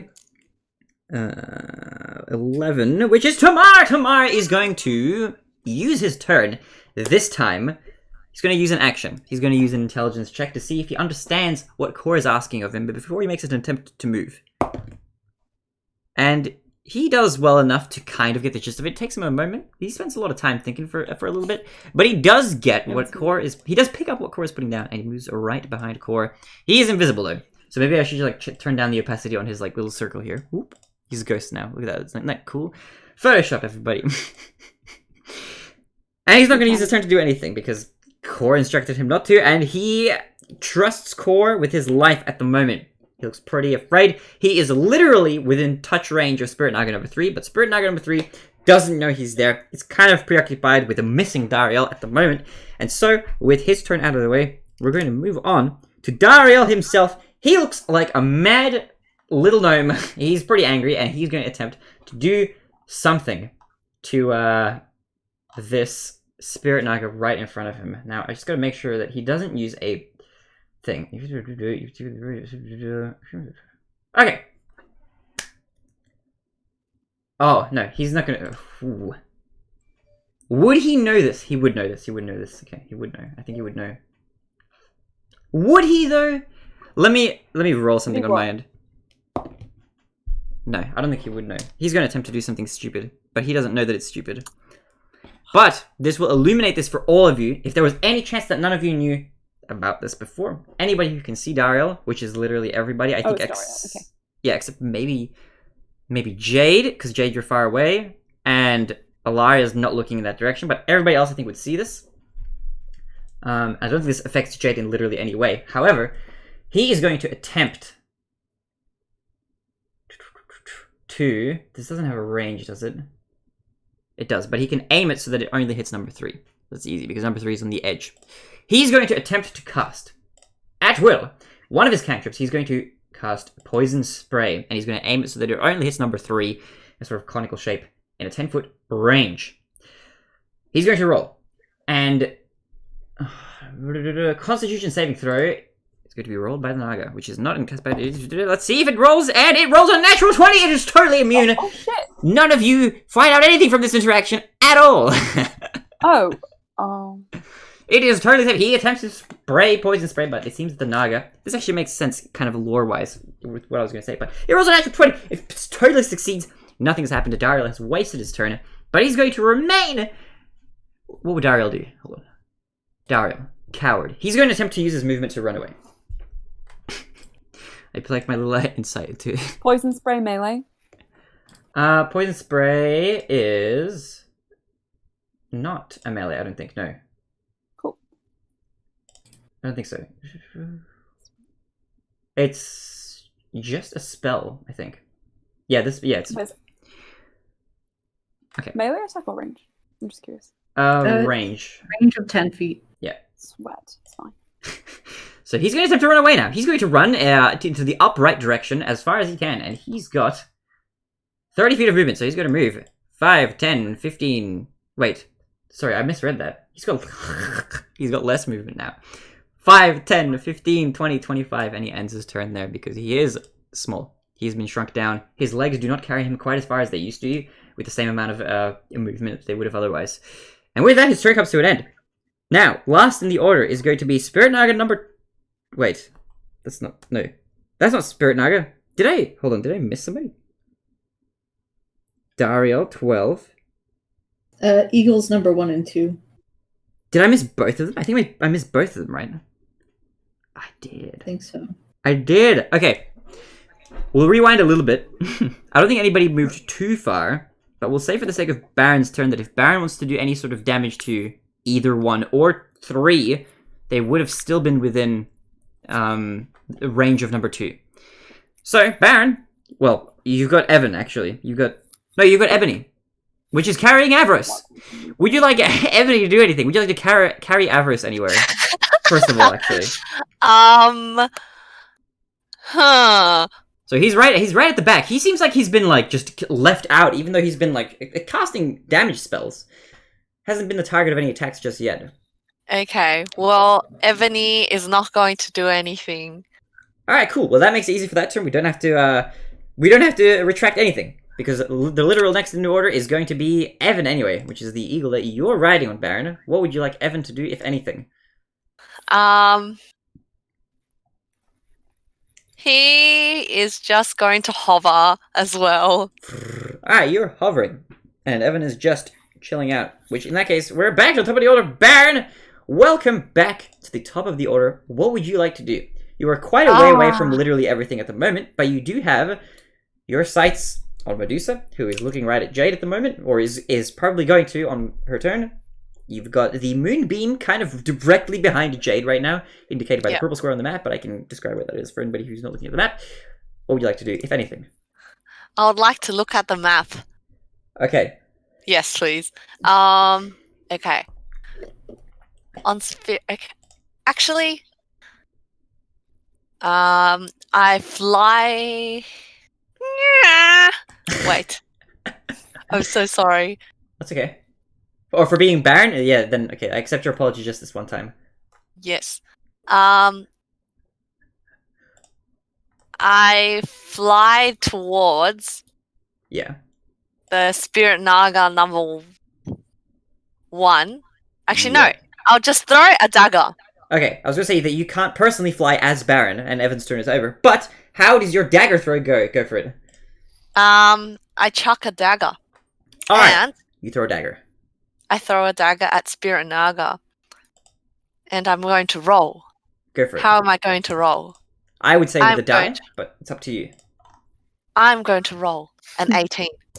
An 18? That hits. Okay. You wedged that with the power of with Newton's laws of physics or whatever, gravity. You're throwing it, and it's got momentum. With the inertia of the blade carries it right into Spirit Nugget number 1 as you throw it. How much damage does it do? Interesting. It does. 1d4 plus 3. Shit. 24 plus 3? No, 1d4. Oh, okay. Whew! It does. 7 damage. Okay, what kind of damage is it? Is it all piercing? It is. Right, piercing. Alright, 7 damage, did you say? Yes. Okay, it is going down. This Spirit Naga is looking pretty weak. It looks like Spirit Nagas 1 and 2 are both feeling the heat. They're feeling the force of your attacks. They're going down. Their health is not looking so great. And with your turn out of the way, if there's nothing else you'd like to do as far as movement is concerned, we move on to Medusa.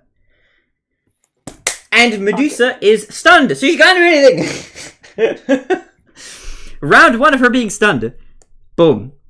She's not gonna do anything. She looks really menacing, but that's mostly because she's been stunned in a very menacing state. She's just got a sort of scowl on her face. With the snakes are kind of looking at you. They look like they're not quite sure what's going on. They look like a bit stunned as well. They look like they're in need of a chiropractic adjustment, frankly. But with her stunned turn out of the way, of which only 1 has passed, and we've got another left, we move on to the next person in the order, which is going to be Spirit Naga number 2, who uses its final turn of being stunned, and it wears off, but it's going to take damage from the moonbeam. How much moonbeam damage is it taking? Roll me a con save, and we'll find out. Alright. I can't believe Neff's dice has rolled like a bunch of nat 1s and then on a nat 20 on like a random roll. But Constitution saving throw for number 2 is... Oh, bless you. Thank you. It's a 4. Yeah, nope. And that is 13 more damage. Oh my god. Okay, that hurts. 13 more damage. It is down quite a lot. Spirit Naga number 2 is looking like it's look, the obituary is getting planned. Right? We're writing it right now as we speak. We're working out the will. It's not looking so great for Spirit Naga number 2. It's been a fun ride, but it's getting there, right? Old age catching up to it. Too many adventures, one too many knife wounds, and moonbeam wounds. It's not doing so great. But its turn comes to an end, and the effects of the stun finally wear off with its nat 1 that Medusa somehow also rolled Neff's dice. Are you insane? I say to my d20, as we move on to the next one in the order, we move to number 4, which is going to be Alaria. Alaria is ready to do some shit. Maybe, potentially. She walks forward a little bit more. She's going to take another few steps. Core is trailing behind, but we'll get to that on Core's turn. She moves forward another 10 feet. She's now only 5, 10, 15 feet away from Medusa. herself. And she looks at her. And some of the snakes look back. And she has a bit of trouble turning her head. She really can't. She's kind of stunned. She looks at me. She I'm literally thinking I'm sorry it had come to this. I wish we could have resolved our differences before all of this happened, but I see no other way out. And she begins to charge up her magical power as it funnels into her hands. And her turn ends there. With those 10 feet of movement, she's looking like Mama's gonna lay down some strikes of lightning on somebody. Maybe, potentially, how this is gonna go. It's gonna be kind of crazy, maybe. But with her turn out of the way, Ilaria finishes moving. Cor, it's now your turn. What would you like to do? You are now 10 feet behind Ilaria, and Tamar is trailing behind you right at this moment. I can give you a copy of the map if you'd like. this is fun. Can I prepare I don't know how I would do this. Like, if I see Medusa starting to cast something at Ilaria, I kind of want to prepare a counter spell. Yeah, you can do it. But Okay. Counterspell, cool. but only if Medusa casts at Ilaria. Okay. This is gonna be interesting, to say the least. You can prepare a counterspell, for sure. Cool. And I would like to feel around until I strike Tamar, and then I'd be like, just get out of range. Just do nothing. Just take a holiday. It's fine. And then go Doing back very to well so far. yeah. Good Stay job. out of range. He thinks to himself, out of range of what? I mean, I feel Everything. that seems impossible. But that sounds like what he would say. I'll figure it out. I'll find my way. I'll make Cor proud. He thinks to himself. But if there's nothing else you'd like to do, are you trailing behind your mum, or are you staying where you are? Because right now staying you where are I am. you are within touch range of Spirit Naga number 3. So if Spirit Naga number 3... Oh. No. Just so you know. I would like to scoot away from that thing. Okay, I can show you. I'll tell you what. I'll save a picture of the map again. So it's a JPG. It already exists. Do you want to replace it? Yes, I do. And I'll send the map in chat so you guys know where you are. Can I just say one thing? When you ready the spell, it uses the spell slot, and I think you would have seen. Okay. What? Alright, in that case, So, I need you. yeah, so I think you would have seen Jade stun Medusa, and you know Jade's like fighting skills enough to know that Medusa can't act in the next round. So if you didn't want to waste a spell slot, I think you would know that Oh, okay. she wouldn't. That's it. I If just it wanted to Do you does, have reaction spells? Yeah, if you ready a spell, you cast the spell, but you hold the trigger until a specific trigger. also That here's is the new map being uploaded. But Boom. just wanted to make sure you knew that before anything happened, in case one of my cards. But also, if counterspell uses the spell slot when you prepare it, in that case, then let me know if you still want to cast it in your turn. Because if not, we can Wait. retcon it. But if you do, then we're gonna have to... So Medusa's the little red. Okay. She's the M. You might have to like zoom in a lot. She's done. I'm sorry, it's such So a you know huge she can't picture. act. Okay, I would like to move actually to what is the purple square? The purple square is Verdridi's Moonbeam. Ah, okay. I would like to move. Do you see the square to the right of Alaria? Yep. I would like to move there, please. Easily peasily, you manage to do this. You trek over to the right of Alara. You are flanking her on her right side. I think that's the right term. Yeah. And you guys are And chilling. I guess I won't prepare that then. I will just say to Tamar, get out of range of the Nagas. Okay. He understands. He is right now within range of like... There's Nagas happening. There's a lot of action Why going doesn't around tomorrow. he's got to just go? He has no idea that they can't have see invisible people. Oh wait, can I tell you a really funny story? Really, really fun. Go for it. I love funny stories. One of the workshops we did today was where the kids would present their own fake companies, and the company that I created was Ghost Hunters. And one of the words on the vocab sheet was invisible. And so these kids, like fully there in all their school uniforms at the very front in front of everyone doing their presentation, went, we're really good at hunting ghosts because we're invisible. And I just thought it was really funny because like they weren't invisible. I just thought it was neat that they thought that was fun. That's really cute. It was actually. really cute. So, That would give you an advantage though. it would. Extra stealthy. But with that, with your move out of the way, core, we then move to the next point in order to number 6, which is Jade. What would you like to do on your turn, Jade? You are currently. I'm going to absolutely go off on Medusa. Alright, Medusa's stunned. Go off on her. You are 5 feet away currently, as So- map shows. We're in Fight Town, so I'm gonna try something new. I'm Okay. gonna cast a spell. Oh my god. Okay. But I think I'm gonna have to roll. Depends on for the it spell, because but it's let's a see. Fiery spell. Okay. Tell Tell me what I thought that spell, might be one of them. and then I'll let you Burning know how it goes. Hands. Burning hands. Okay. Roll a d100 for me. Okay.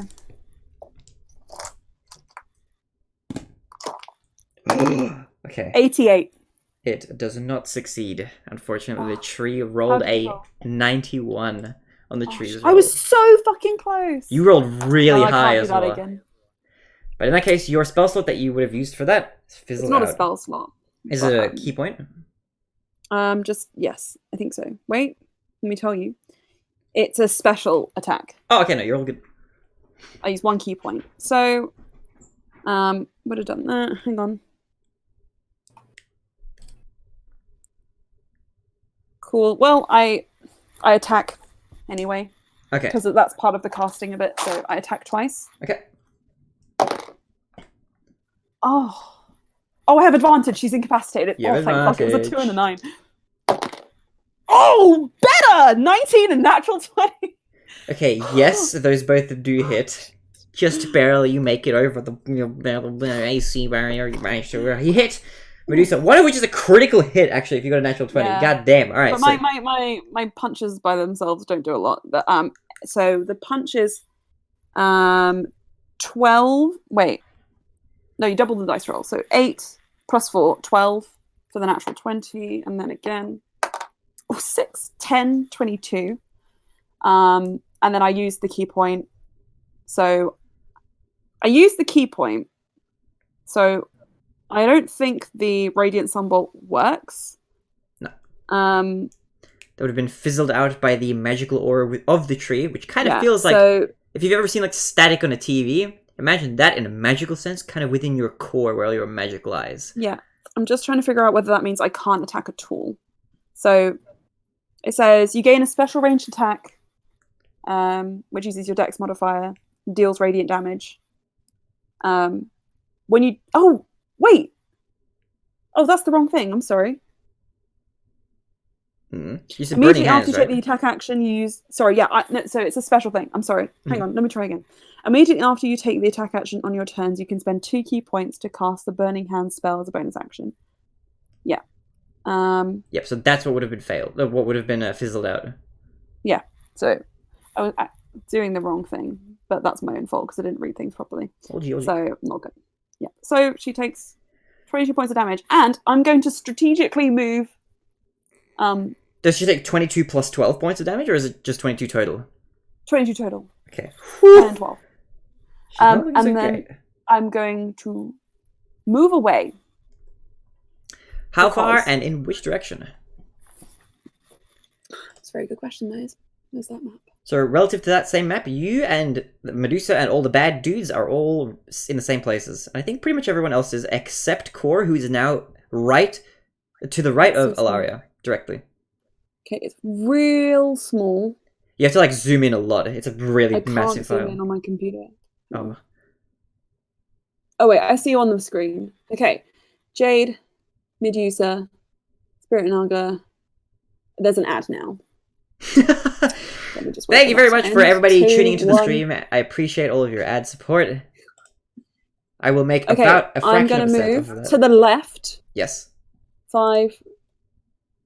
Okay, the map's now disappeared. So I'm gonna move to. Okay. Sorry. 5, 10,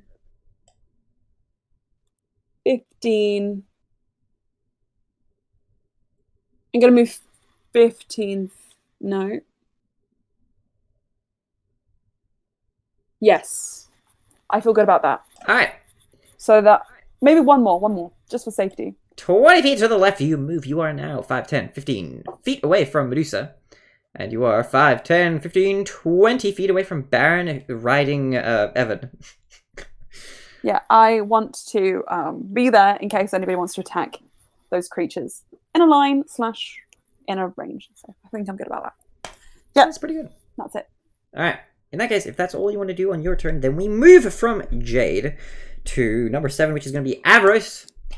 He is still within, let's find out exactly, 5, 10, 15, 20, 25, 30, 35, 40, 45. He's within range of everyone. He will take another shot to just use his cantrip. He doesn't really need to use his spells or anything like that. You get the idea, maybe, from watching Avros use this cantrip over and over, that he might be saving his spell slots for the small amount of healing that he is able to do, if any at all. So he's going to attempt to once again hit Medusa with a another Sacred Flame.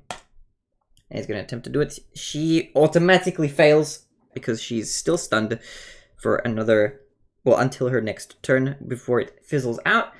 And he's going to deal a decent amount of damage. Which means that she's going to take exactly that much damage. Which is not a whole lot, but it's enough to, like, take a chunk out of her. She's not doing so great, not looking so hot. She's still, by far, the most healthy, as far as her amount of life force is concerned, out of all the bad dudes. All the Spirit Nagas have less health than her to begin with, but she's beginning to chip away. It seems like your guys are wearing her down. She hasn't quite had the chance to wreak havoc yet, but that will probably end soon, lest you put an end to it after her turn is over. And with that, with whose turn did I just say was Avros's? Avros is 7th, so 8th now. It's Verdridi. Hello, Verdridi. What would you like to do during your turn? I would like to move the Moonbeam. Yes. As my action onto this, the nearest Spirit Naga. To number 3? Onto number 1. Oh, it's number 1. Yes. I'm shaking the square around on the stream. I need number 1 to make another con save. Alright. They're not doing so great. They're, especially number... What? Yeah, number 1. Actually, okay. Yes. Can I center it just slightly over the opposite side? Oh, yeah. So it's one. It's one not square. hitting anybody, but it's I get you. So I'll move it. It's semi-defending Ilaria as well. I get you. Oh, that's clever. Okay, I like that. It's now defending Ilaria just a little bit more than it was before. And I'll roll you my con save for the Spirit Naga number 1. Finally, kind of a decent roll, but maybe not enough. There's a 16 save. A 16 does save. It's still half damage. Okay. Whew. Nice. Okay. So that'll be 5 total. 5 total. Okay, it is chipping away. It is not looking so great. That Naga. 5 is the half, by the way. Just second. 5 is the half. It was. Okay. Yeah. So it's down now. It's not gonna lie. Like, Spirit Naga 1 and 2 are looking pretty whacked up right now. They're pretty smacked around. Number 3 still looks pretty good, and Medusa just in general still looks fairly okay, despite the amount of damage that she's taken, which kind of gives you an idea of how much more damage she can possibly take. But if that's everything you'd like to do on your turn, yeah, I'm just gonna stay put. And, as you use your Moonbeam to zap away a bit more life force, we move on to the next person in order, which is going to be Ebony, who is carrying Avarice. Baron, where would you like Ebony to go, if anywhere? Are you just letting Ebony chill, or what's your plan of attack? And you're muted just in case you don't know that you are. Yes, I'm sorry. I keep muting myself because I keep having this weird static noise. But yes. Oh, okay. Ebony is going to do a performative twirl, and that's it. Because, yes, you get the feeling that it does not wish to rush into battle. Alright, roll a performance check for me. Okay. How does it do? Let's find out. Oh, it is absolutely amazing. Beautiful. Brilliant. Is it going to be my performance modifier or whose? The Eagles, I'm guessing, if it has its own stats. Okay, fine. Hamia. Okay, 16. 16, that's pretty good. Alright, tell me how it looks. I'm gonna say that whatever you're trying to do, it looks pretty much successful. Your only hindrance might be the fact that you're carrying Avarice while doing this, which is where maybe the 16 comes from. It does like those. It just does it in a perfect circle. It's just too aesthetic, and then You do a little twirl. Whee! yeah, Let's give an Avarice a and then ride. it like juts out its chest because it's very proud. Alright, it does the thing. I'm even gonna do that on stream. We're just gonna ride these two around. Whee! And you come back to the center. And it looks pretty good. Avarice has stayed on the thing. He has not fallen off. You've done a good job of making sure that you guys are all together, all intact. And if there's nothing else you'd like Ebony to do on her turn, we will then move on to the next in the initiative order, which is going to be Spirit Naga number 1, which is currently inside the square. It's going to take a lot of damage. How much damage is it taking for Dreedy? Hit me up. Another con save. Another con save is coming your way. Oh boy. Okay, it's going to do Hey. It rolled really well, but it doesn't matter because it's taking damage. 21! It's the best roll the Nagas have ever had, pretty much. Yeah, they definitely save, so they only take 7 points of damage. Okay, still I rolled double sevens. It is now looking lucky, Yeah. potentially. But it's looking like that 7 points of damage, while not much damage in just a vacuum, you know, where you might take it out of context. Here, it looks like that's a large chunk. And whereas 7 points of damage may not have caused the Naga to flinch much in the earlier stages of battle, right now it seems like it's treating it as if it's a hit of like 20 or more. It's really taking it pretty harshly. It's going down. But it is going to use its turn to move out of that and attempt to bite you because it is not having fun. This is not a great place for it to be. It moves to the left of you because that requires the least amount of movement. And it's going to attempt to lash out at you and bite. Will it be able to take a bite out of the Virgidi cake before her? Let's find out.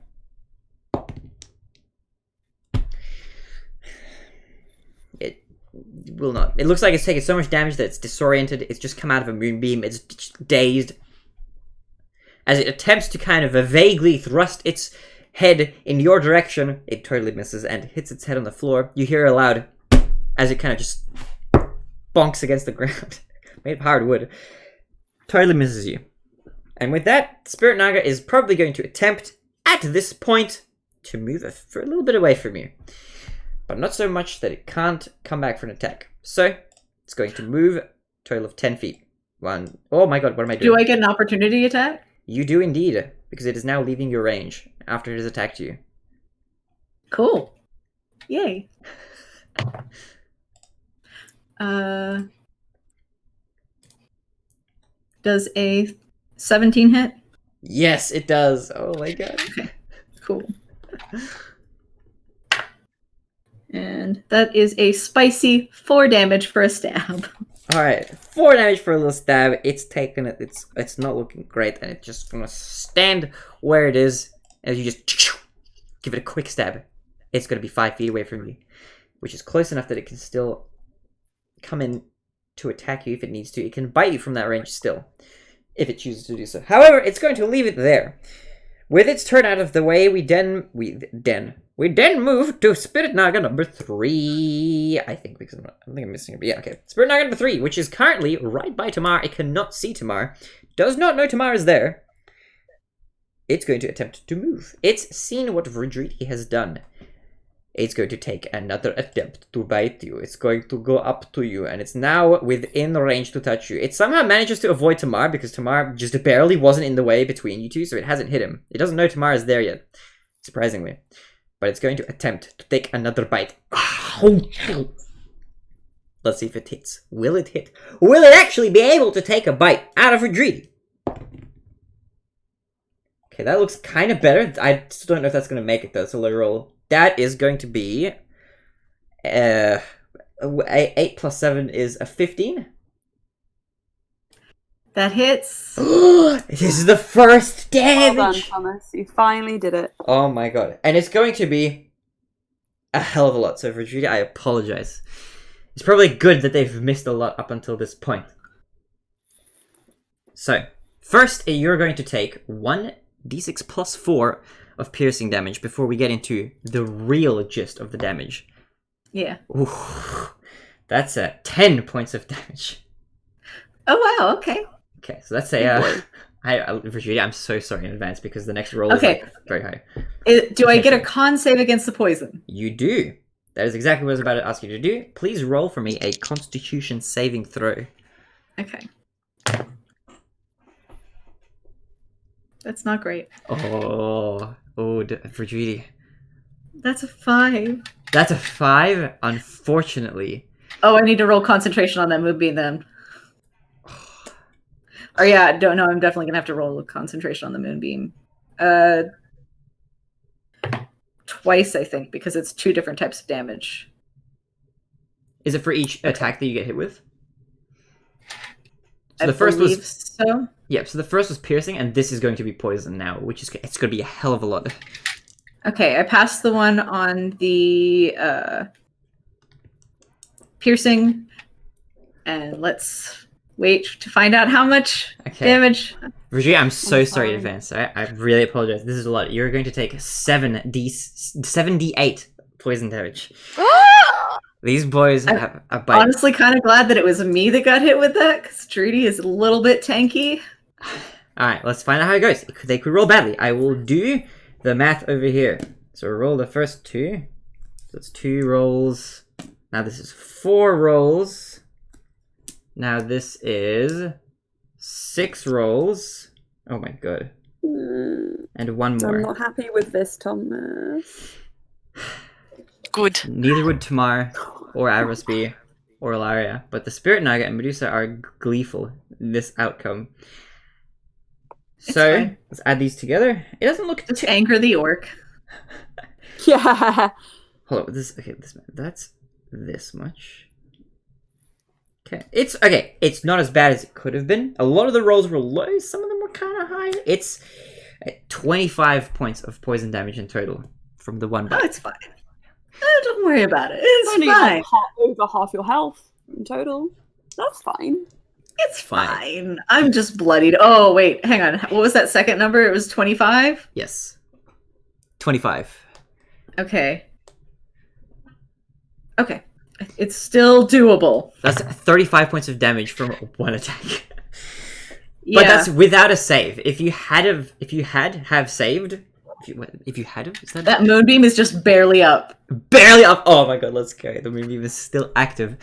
You gotta be careful where you move it, but I think you've got enough space in between all the NPCs that you can, and the PCs that you can move it without actually hitting anybody, pretty much.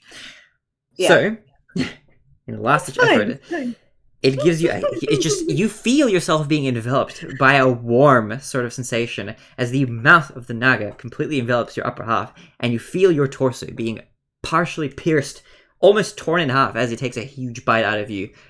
Fleshy chunks come out, just a little bit by a little bit. And it releases you, looking at you with a snarl on its face. And that's gross and gruesome. It's meant to be. This is a little big attack. It's looking at you with a smile, almost, as if egging you on to do something. And with that, the Spirit Knight's turn comes to an end. What a joyful... Isn't this great? Hopefully, well... There's still another... Look, okay, we'll see how it goes. Next in the order is going to be Tamar. Tamar, at this point, is looking concerned at Rodrigo. He's thinking to himself, should he do anything? And he thinks about it for a bit. Quickly thinking about what his actions are, he comes to the conclusion that there's probably nothing at all he could do that wouldn't just anger the Naga. However, he is deeply considering, right now, whether or not to do something, either maybe smart and careful and cautious, knowing that there are going to be other people who are going to have turns to do something to the Spirit Naga, or to make a stupid decision. Let's roll for it, guys. Oh my god. He decides to make a run for it and get out of there. He makes the slightly smarter decision.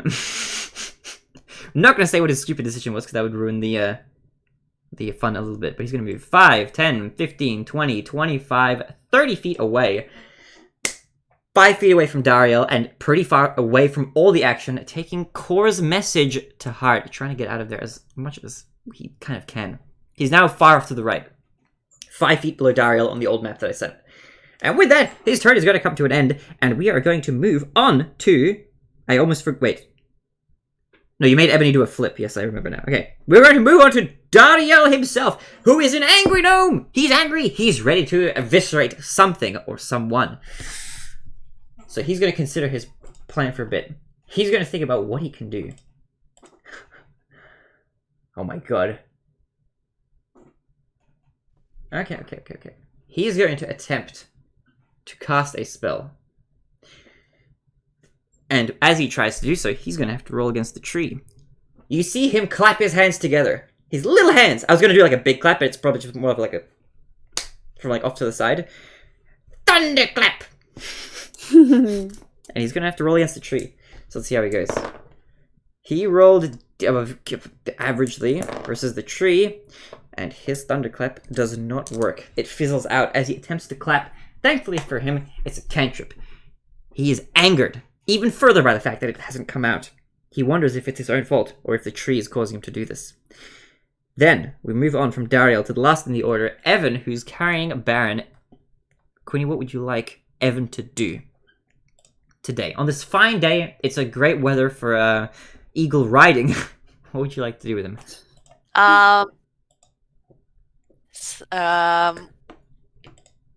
He flies towards... He hovers above Spirit Naga 3. Flies 3? towards Spirit Naga 3 and hovers above him. Like directly above?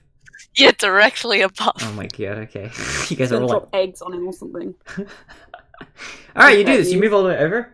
And if there's nothing you'd like Evan to do past that point, Baron, what would you like to do now that you're positioned in prime position to egg this Naga? I'm going to aggressively throw a dagger at Spirit Naga 3. Ooh, okay, go for it. Roll to It's hit. just gonna just drop it, basically, on top of him. Okay, see how it goes.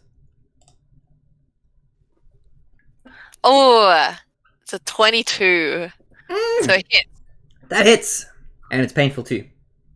Yeah. Spirit Naga 3 by far has had the easiest ride, taking the least amount of damage of any Naga by a long shot, having only taken a small amount. How much damage is it taken? 6 damage. 6 damage. It is going down a little bit. Still looks pretty good. Looks like there's a lot more damage that it can take if it needs to. It still looks pretty vicious. It notices you above it as you fly and throw this dagger at its face. It growls at you from beneath you as it's ready to potentially take a bite out of you or Evan. Oh no, not Evan. What? I'm high above him.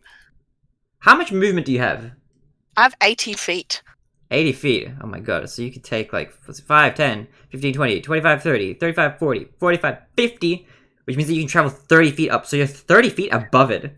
There isn't... No, I'll just be 20 feet, 15 feet above it. Okay, I was going to say, there's only... This whole room is... There's only about 20 feet above you, as far as, like, distance is concerned, which is a decent amount, but you can't fly any higher than 20 feet off the ground. So I can put you at the max height if you like. Sure. That's me. You're 20 feet off the ground, about... How tall are Spirit Nagas? I think it's like... Oh yeah, it's big. It's like 10 feet tall. Easily. Yeah. So you're... That's so big! Yeah, they're huge. Yeah. They are big. 10 feet, and Everyone you're 10 feet above it. Away. So, Baron, I will say Quick, this. There's 3 of them. So might already be too late. I will let you consider this before you actually completely decide to stay there. If you decide to stay in this position, there's actually, well, there's almost... you could move further away if you'd like to avoid taking damage. However, since the Naga is 10 feet tall, that means you're 10 feet above the Naga. It's got a range of 10 feet to bite you, which means that it can, in fact... What? Okay. Sorry. I did not know that. And I would like to sheepishly retract that movement. We rewind the tape a little bit. Rewind just a bit. I am diagonally on top of him. You know? So I'm out of range. Okay, yeah, I would say that you have enough movement to be able to do that. Your max range, maybe, I think at the most would get you just barely. Barely out of range of being attacked. Be like over here. Diagonally up to the right, maybe? If you're not going into the moonbeam or going into one of the corners. Yeah. Yes, please. Alright. However, this does put you in range of Medusa's stare. Are you okay with that? What? No, God. Ah! What is going on? I can Okay. I can put you directly to the right. That'll keep you out of range of Medusa, and that'll keep you away from the Naga. Okay. Yes, please. Oh my Alright. goodness, it's so hard. So how many feet away from the Naga would you like to be? Because you have up to 30 feet left from directly being on top of it. I want to be where Tamar is. Alright, 5, 10, 15, 20, 25, 30. You are right where Tamar is and out of range of attack from the Naga. Tamar is... You actually don't know where Tamar is, actually, so I can't Oh do no, that. I don't know where he is, but He's you know invisible. what I mean. But yes, but you know what I mean. At this point, literally nobody knows where he is. Only Tamar knows, because Cora stopped keeping track of him. Oh boy. There's an invisible man on the loose. I feel like caught How long does invisibility last? Is that like a concentration? a minute. It's concentration. A minute, that's so long! Concentration. Okay, that's 10 Caught can rounds of keep it combat. up. So I'll keep track of it, I'll let you know when it, like, expires. I think this is our 4th round of combat. Which means that 3 rounds have passed. So there's 7 rounds of invisibility left, I'm gonna say. Unless there's... I think that's a generous estimate. So, Baron, where would you like to go? Still to the side. You can go to the... I would say that to the right is like your safest bet, because you'll be further away from everything. Yeah, I'm just going to be where Tamar is, but I don't know that he's there. Okay, I get you. I will take that. You move 30 feet to the right, expanding your movement. Actually, wait a minute, Baron, it's your turn. You can't even move you can only move with Evan. Never mind. Oh wait, shit, sorry. You're stuck. I thought you meant Evan. My bad. No, sorry, that was my bad. You can't move unless you want to dismount. Which I takes half your movement. cast. Keep in mind, you just use an action to attack. Huh? Yeah, I just attacked. Mhm. Yeah, I don't move. Mhm. What do you Yeah, want to cast? I just cast heat metal Heat metal. on Is the that... dagger that I threw. Oh wait, no, it's concentration. Sorry, I'm actually just like That's okay. In that case, I'm guessing your turn just probably ends, unless you want to... yes. Okay. No, I decide to bestow upon Dreedy an inspiration dice Is that a by bonus singing. action? That is a bonus Beautiful action. song, which Alright. I want to hear. Please. Okay. Let's see. I regret asking. To the lovely That's it. viewers at home, if Queenie does not appear in the next episode, I apologize, but we have some internal differences going on with our producers of the show at the moment who sponsored this show. No, with that out of the way, with your beautiful song sung, Rodrigo, you get an inspiration die added to your arsenal of potential moves by the fabulous Baron. And we move from Baron to Medusa. By Who the Baron. can't do anything on her turn, and instead it just waits for the stun to wear off, and she is now finally free. She's looking mad. She's angry. She may have been. She looked angry before. She looks angry now. This is like when you have like a manager at work that's like literally always angry, and then you accidentally spill coffee into their lap while they're about to head home. It's bad. Has it been 2 hours? I can't remember. But with that, That sounds oddly specific, Thomas. Who hurt you? no, my manager, the higher ups get really mad when I leave tea lying around, because I always bring a tea downstairs and I like leave it on this, like, there's a big electricity box that I just use as a table, and they're like, don't do that. And I was like, okay, yeah, fair point. So that was fun. It's been fun. Don't worry, it only controls the roller door and the platform where the trucks comes. It's fine. But anyway, we move on to the next person in the order, which is going to be Spirit Naga number 2, who is not doing too great. It's looking around, it notices that Core and Ilaria are both getting kind of close. Jade notices you as well. You're pretty close to you're 15 feet away, and it sees that you're making some moves on Medusa, and not the kind of moves that Medusa would be appreciative of in the slightest. And it's gonna move about 5 feet, so that it's within 10 feet of you. It's gonna move 10 feet, so it's a little bit closer. And it's going to attempt to lash out at you in the same way that the other did on Rodrigo. And it's going to do a nom nom. It's going to attempt to nom. Let's see if it does. Let me roll up its sheet. I have a very low faith at this point, but who knows? I think that's still okay. Does it might not be. Does a 17 hit? Meets it, beats it. Oh, it was a 10 on the dice for fun little background info. Okay, so in that case, it's going to hit you with 1d6 plus 4 piercing damage. Hit me with your best shot. Oh, it did.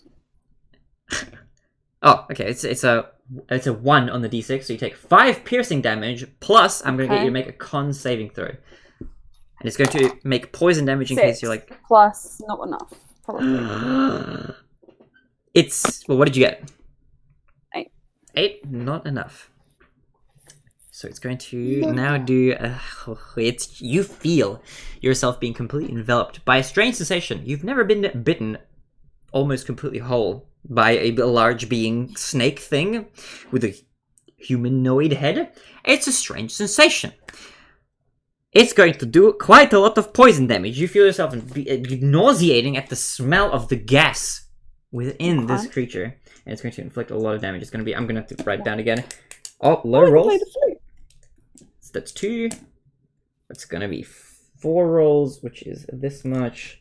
This is going to be 6 rolls, which is that much, and 1 final roll. It's going to be this much. This might actually be lower than. Okay. Let's see. Let's count. This is going to be 15 plus 19. Oh, actually, does more damage. I thought maybe like there were some low rolls, but there's some really high ones. You are going to take on top of that a total. On top, well, this is not a total. This is on top of the 10 that you've already taken, or the 5. Sorry, not 10. You take 27 points of poison damage. Shit.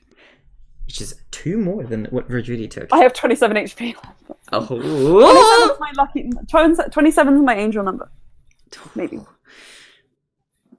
Okay, maybe there's some meaning behind it. You took 27 damage and you're on 27 left.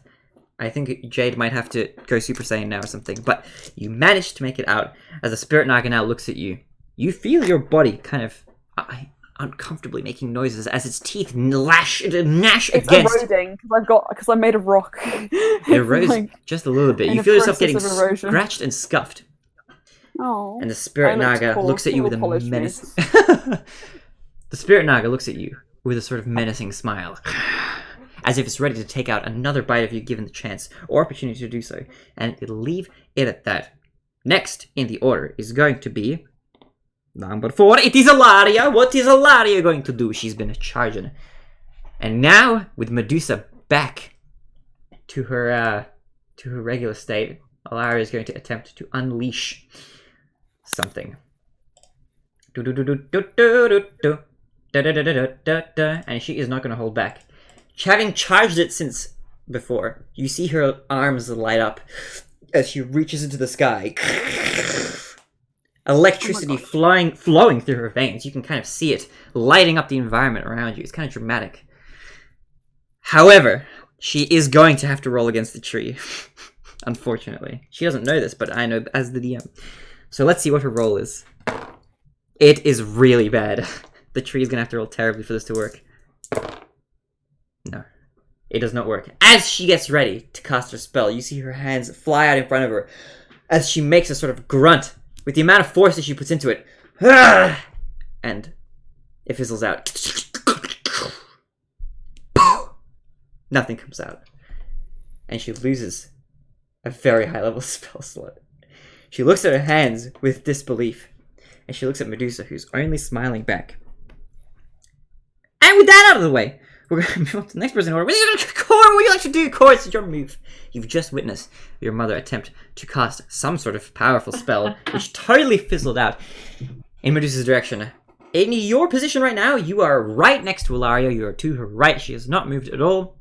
Medusa is only a short distance away from you, about 15 feet. What would you like to do? 15 to 20.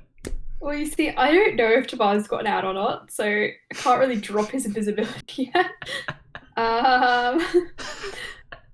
This is great. This is fine. At this point, you have absolutely no idea where he is.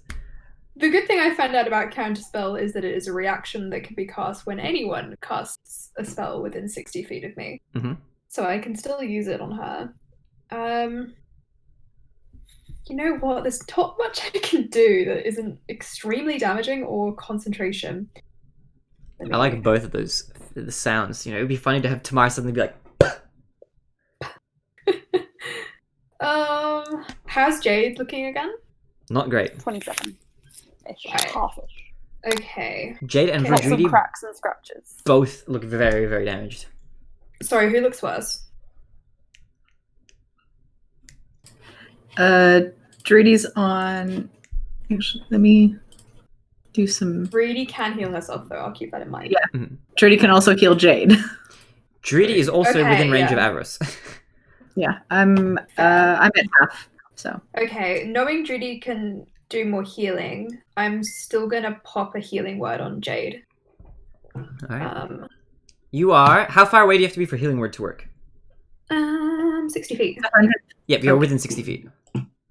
So, You are exactly 5, 10, 15, 20, 25, 30 feet away from Jade-ish. okay, Jade gets 6 points of health back. 6 points. Let's go. We're making it back. Cool, like Mimes polishing is like, click. Jade understands. That's kind of unfortunate that Ilaria spell didn't actually work. This is gonna be interesting. All right, there's so many numbers on this page. This will be fun to like show you guys like later down the line. There's just the initiative, the health that I'm keeping, numbers everywhere. But with that, also keep in mind you guys do have the health biscuits. There are a lot to go around, just in case you need to use them. You can eat however many of them you want in your turn. Just don't forget, there are 75 total. I'm just mentioning. You guys would know. But with that out of the way, Corey, if there's nothing else you'd like to do, any movement or anything? You do have your full movement range left if you'd like to move away. Can't teleport, that's the thing. You can try. No. How close are Ilaria and I to Medusa? You guys are both within 15 to 20 feet. Ilaria is very slightly closer. Alright, I'm gonna stick to her and I'm gonna prepare myself to counterspell if Medusa tries to zap us with her creepy paralyzing thing. Okay. That's good move. Good move. Okay. It's easy. That sounds smart. That sounds like a good idea. Which hasn't happened yet, but oh man, it's gonna be crazy if that's gonna happen. It's gonna be a rocky road. Oh wait, can I say something before the turn ends? As a free action? Yeah, if it's Is that short. what If it's they short, you can say it for free. Okay, I'm just gonna try and vaguely look under Ilaria's arm at Medusa and be like, we can still talk, please. Alright. So, with that out of the way, after your move is over, Jade, it is now your turn to take your turn.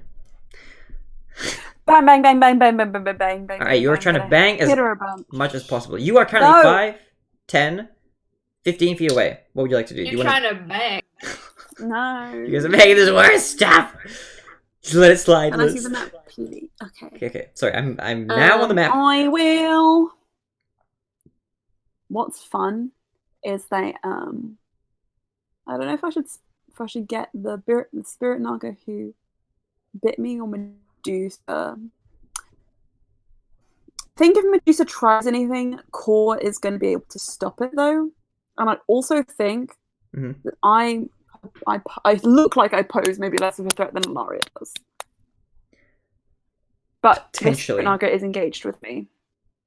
That is also true. Yes. Well, actually, I'm within melee range of the spirit naga. So can I move diagonally one to the top right, diagonally upwards? like upright. Yep. Boop. So you're within 10 feet of Medusa, and you're And touch across range. one. To the right. Yep. Boom. Now You are- I can hit both of them, and I haven't provoked any opportunity attacks. Yep. So that feels good for me. Okay. What I'm going to do then is Smart I'm plays. going to. Yeah, I did a try. Right, I'm going to do. Yeah. What, pray tell, have you got in your arsenal? Don't forget, you've got I'm the just inspiration gonna- die. Oh no, Druti has the inspiration. Does she? Wait, what? I thought Druti had it. Okay. Did she? Oh yeah. Druti has the inspiration You're die. right. Cool. I internalized that wrong. I'm going to wield my quarterstaff, two-handed, Yes. whack both of them on Medusa. First one is 17. It hits. Okay, I'm gonna use my jade dice. Good choice. 24. Oh, 24. that's a lot of damage. Hold on, let Yeah. me just check something very quickly. 5 plus. Yep, she just takes it fully. She doesn't have any advantage against any kind of damage. She's first. It's 19 points of damage with the hits. Yep. Pop, pop, and then I'm going to, similar as to what I do before, what my usual move is. As I pop, pop, I twist the staff round so it's behind one of my arms, and I just do 2 jabs with the other hand, on a flurry of blows, as a bonus action. Okay. Whew. So How much damage is that? if it hits, 17 again, and I don't. It hits. Oh, okay, and 19, 17 and 19. Oh, okay. So that is on the next 2. 8 and okay, that's not great. 8 and 5, so 13. Yep, 13. Plus 19. 32 points of damage. That's a lot. All bludgeoning. All bludgeoning. It actually doesn't really matter because Medusa does not have immunity to any kind of damage, turns out. That's what I was checking before. She will just take all of it. Which is now, what I'm going to do is, without moving out of any of their melee ranges, go exactly back to where I was before. Or I might try... You would be moving out of Medusa's range. Okay. Oh, sorry, yeah, that's a good point. Sorry, I'm trying to see the map. Oh, it's on the map. 5, 10. Okay, then can I move across to the left? Like, where? Down, left, Sorry, one? to the right, sorry, to the right. Down, right? Yeah. Boop, boop, boop, boop. No, because that makes me out of range. To the right directly. Oh, just to the right directly. Is that where you want to go? Yeah. Okay. Because otherwise I'm out of range. Wait, or not? Well, no, I just don't want to get that close to the Naga. And then diagonally down. Diagonally down? Okay. Yeah, and then I'm still within... Yep, you're still within both of their ranges. Okay. Because you're within 5 feet. Okay. Okay. There's only a 5-foot square between you two. Okay. Then I'm going to stay there. Okay. I just realized, Alaria and Core's like little icons, they look like they spell okay. Oh, that's kind of cute. That's really cute. A team. It's all going to be okay. For who, we don't know yet, but for somebody. Somebody's making it out of here okay. And with your move, Jade, out of the way, we then move on to the next person in initiative, which is going to be Ebony, who's carrying Avarice. Is there anything you want Ebony to do? Also, Quinny, you're muted. Yes. Ebony is just going to do another performative... Alright, roll me a performance check to see how well you do. Okay. 4. 4, you kind of bump Avarice's head on the ceiling. Ow! And on the wall as well. Oh. But you eventually make it back to the same spot where you start. Doesn't actually take it down. Ebony tried. He tried his best, and that's all that really matters at this point. Alright, with Ebony's turn out of the way, if there's anything else you'd like to do, we're going to move to Spirit Naga number 1, who is not looking ultra great at the moment. Yes. Thomas. What's up? You skipped both Avarice and Druidy's turns. Did I skip both Avarice and Druidy? Yeah. Oh, I did. I did too. I went from 6 straight to... Oh my god. Whoops. Sorry. That's all good. Jade? Yeah, okay. Well, I'll leave Ebony's turn as that because that wasn't really affecting anything. Avarice's turn is next, actually. This is going to be crazy. I'm going to show you what the initiative looks like on this sheet after we're done because this is nuts. This is like dyslexia in paper form. But in that case, Avarice is going to take his turn, and he's actually going to attempt to do something. Can he do this? He's going to... This is going to be 10 feet of movement. Quitty, oh my god, was that... No, that wasn't me. Oh, that was Emma. Okay. What? Who? I think you like brushed your mic. It went like... Yeah, I heard it. Okay, Avarice is actually going to attempt to do something. He is going to attempt. He's going to make an attempt.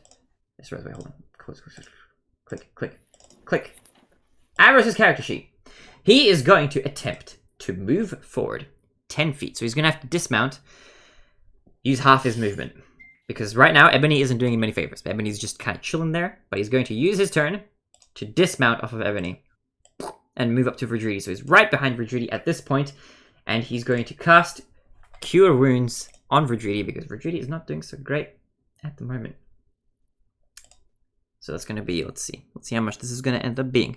He's going to put his hand on your shoulder, Verdridi, with a very gentle pat, almost uncharacteristic of Avarice, but he's also not very strong, so maybe it is kind of in character. And he's going to give you not very much HP. So it could be worse. It could be worse. He gives you back 9 points of health with the 2nd level Cure Wounds. And you've got at least a little bit restored. And that's what he's going to do. He's probably going to take another 5 feet back, and he doesn't have any more movement than that. That's literally all of his movement. Because he used half of it to get off, which is 15, and then he used 10 feet to move towards you, and then 5 feet to move away. So he's used up all of his movement now. He's within touch range of Ebony, but he's not currently mounted or anything like that. Because I think if he wouldn't be able to move at all if he was going to dismount and then remount again. So we are now here. And with his turn out of the way, we then move to Verdridi. Verdridi, what would you like to do after having been healed just a little bit? Okay. Can I get the map back on screen? Just... Boom bam. Okay. So I'm going to use my action to just do a little cheeky move the moonbeam over just a little bit. To get Spirit Naga number 1, and I would like to draw it like I'd like to be on the side of it. Like yes, this. Perfect. All right. Yes. So I need a con save from that Spirit Naga. Alright, the Spirit Naga is going to roll its con save right now, and let's see how it does. I'm not feeling so great about this con save, but who knows? Maybe it'll be okay. That's a cocked roll. It was a good roll, but unfortunately we can't count that. And now it's not so great, but I have faith. It's a 13 on the con save. How does it do? Nada. It takes 13 points of radiant damage. That is a large chunk. You see it writhing in the moonbeam. Lashing out as it takes 13 points of damage. It is going down. Not looking great at the moment. Cool. And then as my bonus action, we're going to use some Fey Energy Pool to heal Jade. Oh, all right. Jade is getting a little bit of healing back. How much are you healing Jade for? And I only need to be within 120 feet. You easily... I think everybody's within 120 feet. Yeah. I don't even know how... I don't even know if this place is like that big. Let's see. This is 5, 10, 15, 20, 25, 30, 35, 40, 45, 50, 55, 60... I have rolled 6 of my Fey pool. 5, 10. It's like 115 feet in diameter. For the entire tree. So you can reach everybody. Cool. Jade takes 27 back to his HP. And 6 for temp HP. Oh. Healing! Powerful heals. Is that all you want to do? Yeah, I'm just going to keep that moonbeam where it is. I'm going to stay put and... Alright, your moonbeam remains stationary after having been moved in the vicinity of the Spirit Naga, which is probably going to cause it a hell of a lot of damage. We'll skip Ebony's turn because Ebony's turn just happened.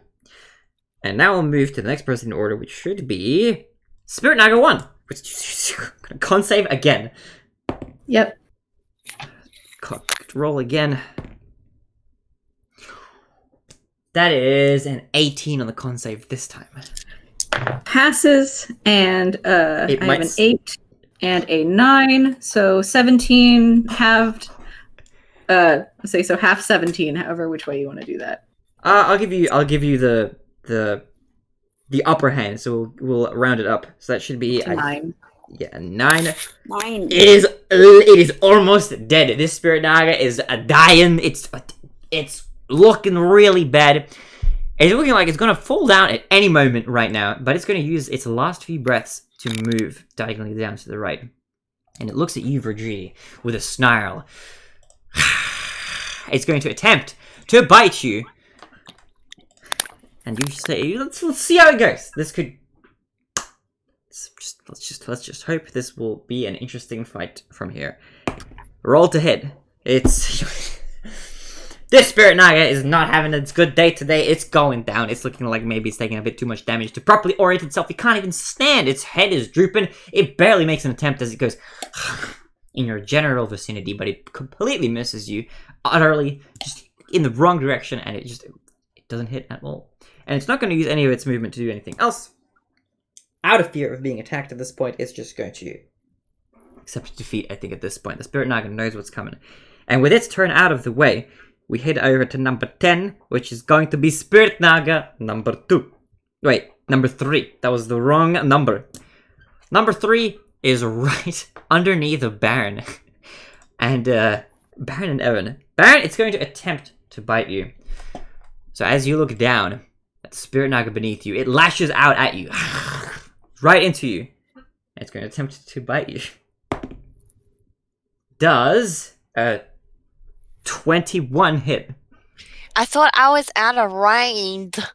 No, I thought you had movement, but there was Evan that had movement, so you ended up not moving. Okay, sure, it hits. Okay. Alright, you'll be taking a d6 of piercing damage first. Okay. Which is going to be that's going to be 3 plus 4. That's 7 piercing damage. And now you're going to have to roll for me a Constitution saving throw, if you'd be so kind. Okay.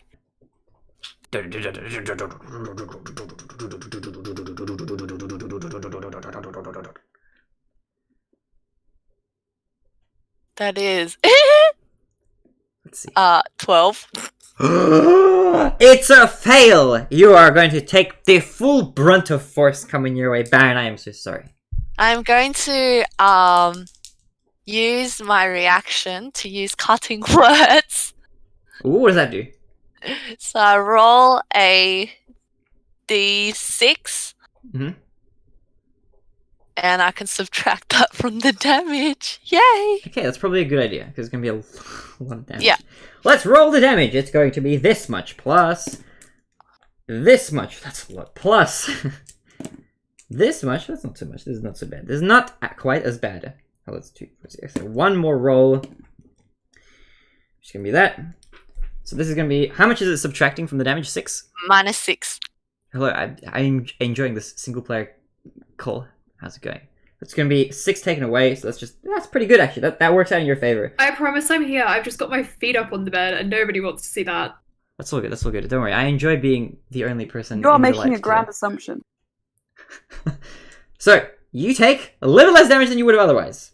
You take Yes, queen. 18 points of poison damage, my friend, today. Oh, that's fine. Just put that in.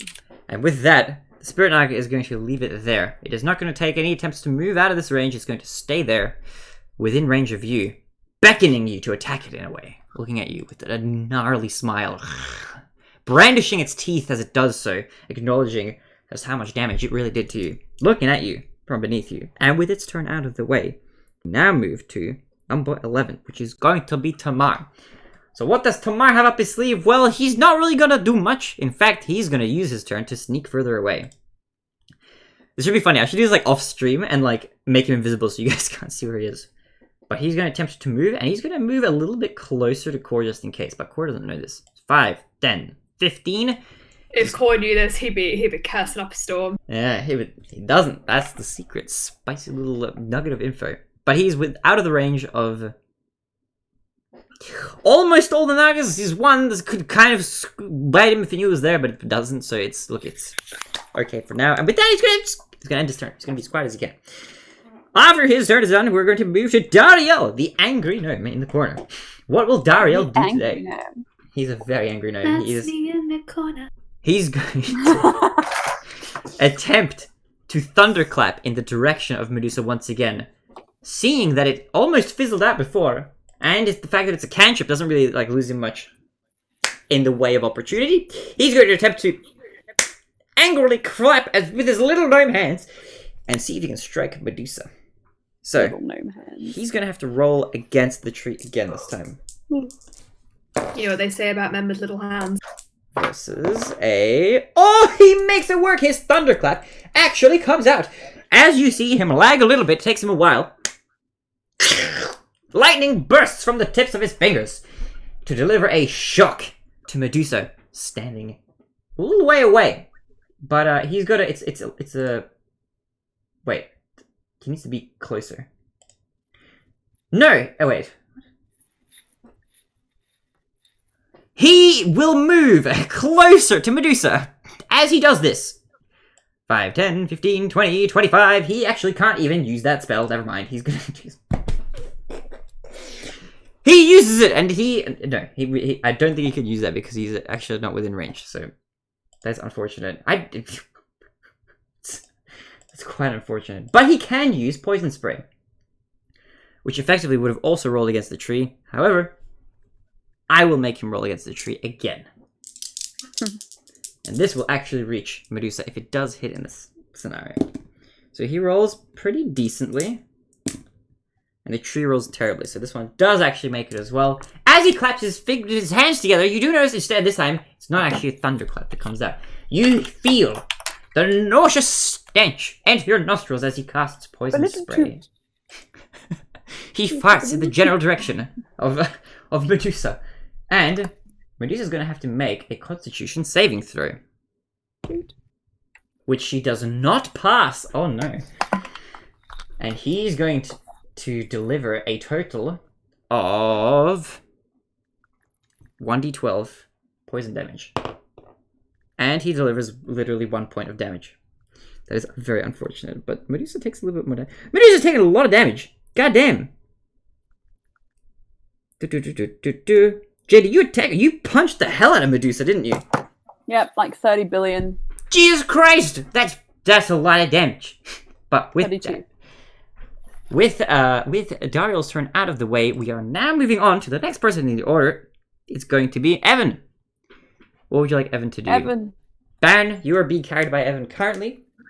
Yes, Evan is going to go to the Spirit Naga who disrespected me Yes. like that. Uh-huh. We're going to fly to him. You are already above him. I'm going to descend. And then I'm going to... Hold up, I'm opening his... I'm going to make a multi-attack. Oh my god. Okay, go for it. No, it's not that strong. So he's going to make a one with its beak. Yep. First, Cool. with a nice peck. That is 16. To hit? Yeah. That does not miss. You get it. Okay. You actually confused me there. Good. Okay, and that is 6 piercing damage. Nice. That's a decent amount. So it's a chunk that matters in the grand scheme of things. These little damages add up together, and this boy is coming down.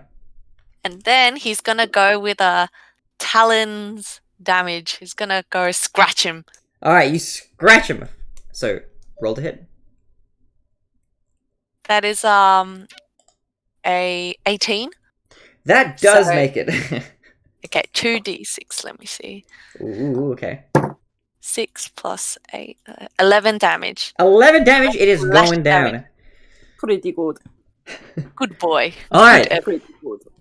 Well, with Evan's turn out of the way, Baron, it's now your turn. Unless okay, do you want Evan to move you away actually?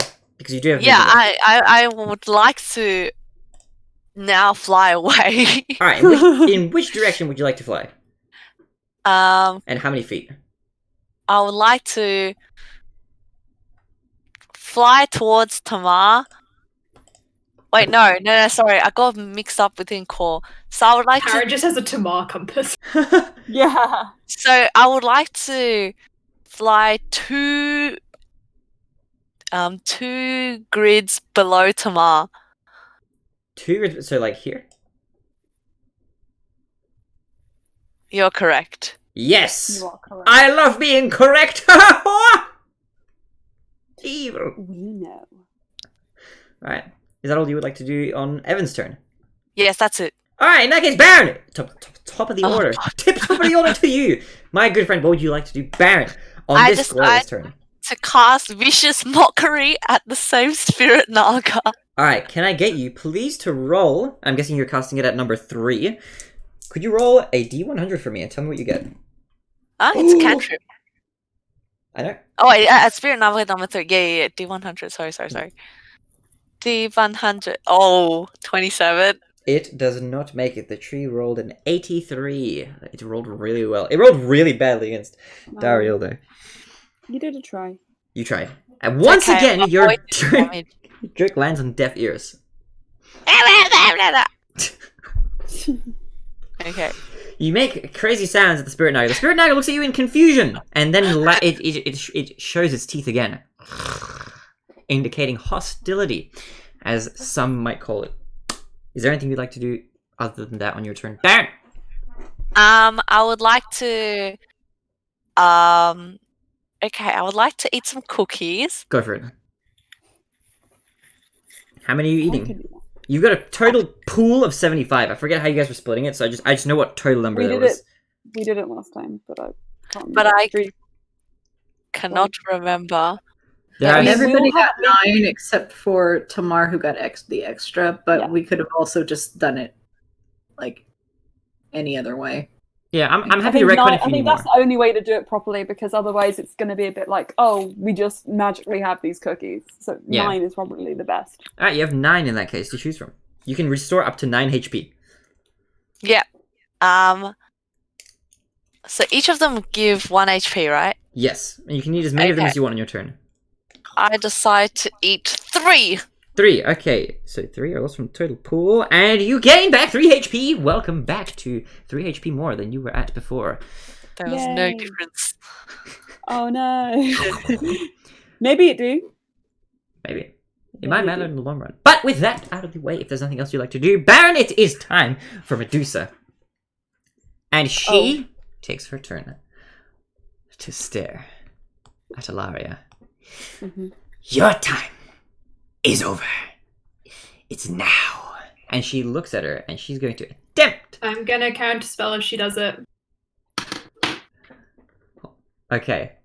Does this? I think this counts as a spell. However, there is going to have to be a thing. Yes. I think there's a save or something. Well, actually, on your counterspell, I need you, Core, to roll a D100 for me. Oh, okay, interesting. Okay, that's I apologize in advance. Okay. This is going to be. Where's my other one? Hold on. I'm trying. There we go. Ooh, 76. You beat it! You got a 70! Let's go! Oh shit! You counterspell. What does counterspell do? Read it out to me. Okay. I was nervous. I was like, 70 is really high, dude. Yeah. I didn't think 76 was gonna be good enough. Okay. Counterspell. Let me grab it. Uno memento, please. So, is this spell 4th level or higher? Is it a racial ability? It's not an action. Hold on. It's a trait. So it's a That's racial usually a- ability, yeah. Yeah. Hang on, let me Google what level that would be. The counterspell just says if the creature is casting a spell of 3rd level or lower, the spell fails, has no effect. If the spell is 4th level or higher, make an ability check using your spell casting ability. DC equals 10 plus spells level. The only thing is, I don't know if it's a spell. Because it doesn't have a Does level. Medusa have does she have a character sheet? Not a traditional one, no. Okay. She's like a mob. She's like an enemy, basically. Like a. Okay, so She's not like a NPC yet, in the same sense that like any of those would be. because like certain like racial abilities do show up as like spells on the spell sheet, depending on their effects. Yeah. Mhm. I only know the breath weapon does. Hang on, let me see. I'm trying to Google it.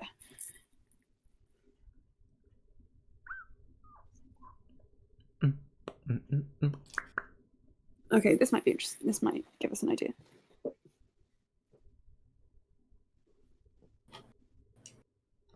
This is going to be interesting. Is it a homebrew spell? No, No, So- Same it's a Medusa racial ability. with minor changes, but D&D. not to the traits. I think it looks like you can't dispel racial abilities, but I also think that it's disputed online, so it's up to you, I think. Okay. It looks like people are saying a lot of different things, with the consensus usually being racial Alright. abilities fall into the more questionable realm. But In I that think case, it's your game, you choose. as my DM ruling on the situation in that case, which I've thought about a little bit since we started this conversation, given that the lore of this story is that Medusa was a spellcaster, learning her abilities through studying sort of dark magic and that type of stuff, I would probably personally class this as a spell that she might have picked up. Not necessarily a racial trait, as in this universe, there aren't a race of Medusas per se. She's more of just a unique individual. Special So we're gonna- snowflake producer. Yeah, exactly. So we'll treat it that way. We'll say it's a spell. Because it's kind of cool if you can counterspell it. So, how does the counterspell work? So the only thing is you probably have to assign a level to whatever the spell is if you want me to make a save against it. Otherwise, it just fizzles out automatically. Okay, well, in that case, I would make it a very high level spell. If she's... let's see. Petrification. Let me see if there's any similar spell. I think it would be, at the very least, 5th level spell. Mm. Let's find out. It's like a... Can it cause death or direct bodily harm? Yes. It can cause death. In what sort of permanence? Permanent death after one. This is a bit of a modification to the actual petrifying gaze. However, if the creature is completely petrified after 1 hour, the creature is dead. An hour to kill. I think that's pretty powerful. Well, what's the description on counterspell? What does it say? So I can still try. It just means Yep. that I'll have to roll a save against it. Okay. Plus my spell casting ability. So Sure. I can just roll the save and then you can make the call. Let me just check my... Where is my spell casting ability? How do I determine the DC? I think it would be similar. Like, let's say if it was a 5th level spell. If it was a 5th level spell, it would have a similar, like, other 5th level spells do like 4d8 necrotic damage. I'm just looking up. Aelin, this is probably for you. With the spellcasting ability, is that the Thank modifier you. or the spell attack? I think it's... oh.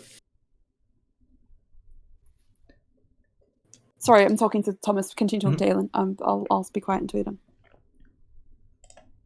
Okay, so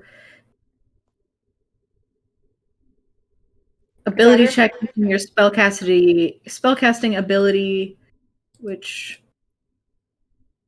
I believe that would be your ability modifier, which is the Modifier. +3. +3. Okay. I have luck, so if this goes really badly. Oh. It seems like it's more like a 6th or a Not bad. 7th level. Oh yeah, we're gonna say Just 7th looking level. at- I like- rolled an 18. It's 15 plus 3. I don't know what. I'd like to beat the DC. I can set it. Let's say I okay. think you can still beat that. The but DC would have been 7. So the DC is 10 plus the spell's level. So the DC. Oh, okay, if so you it would've chose been- it let's at say 7th 17 Level, it would have then. been 17. So you you would have beat it with the counterspell in that case. Alright. Okay, it just goes through. There you go.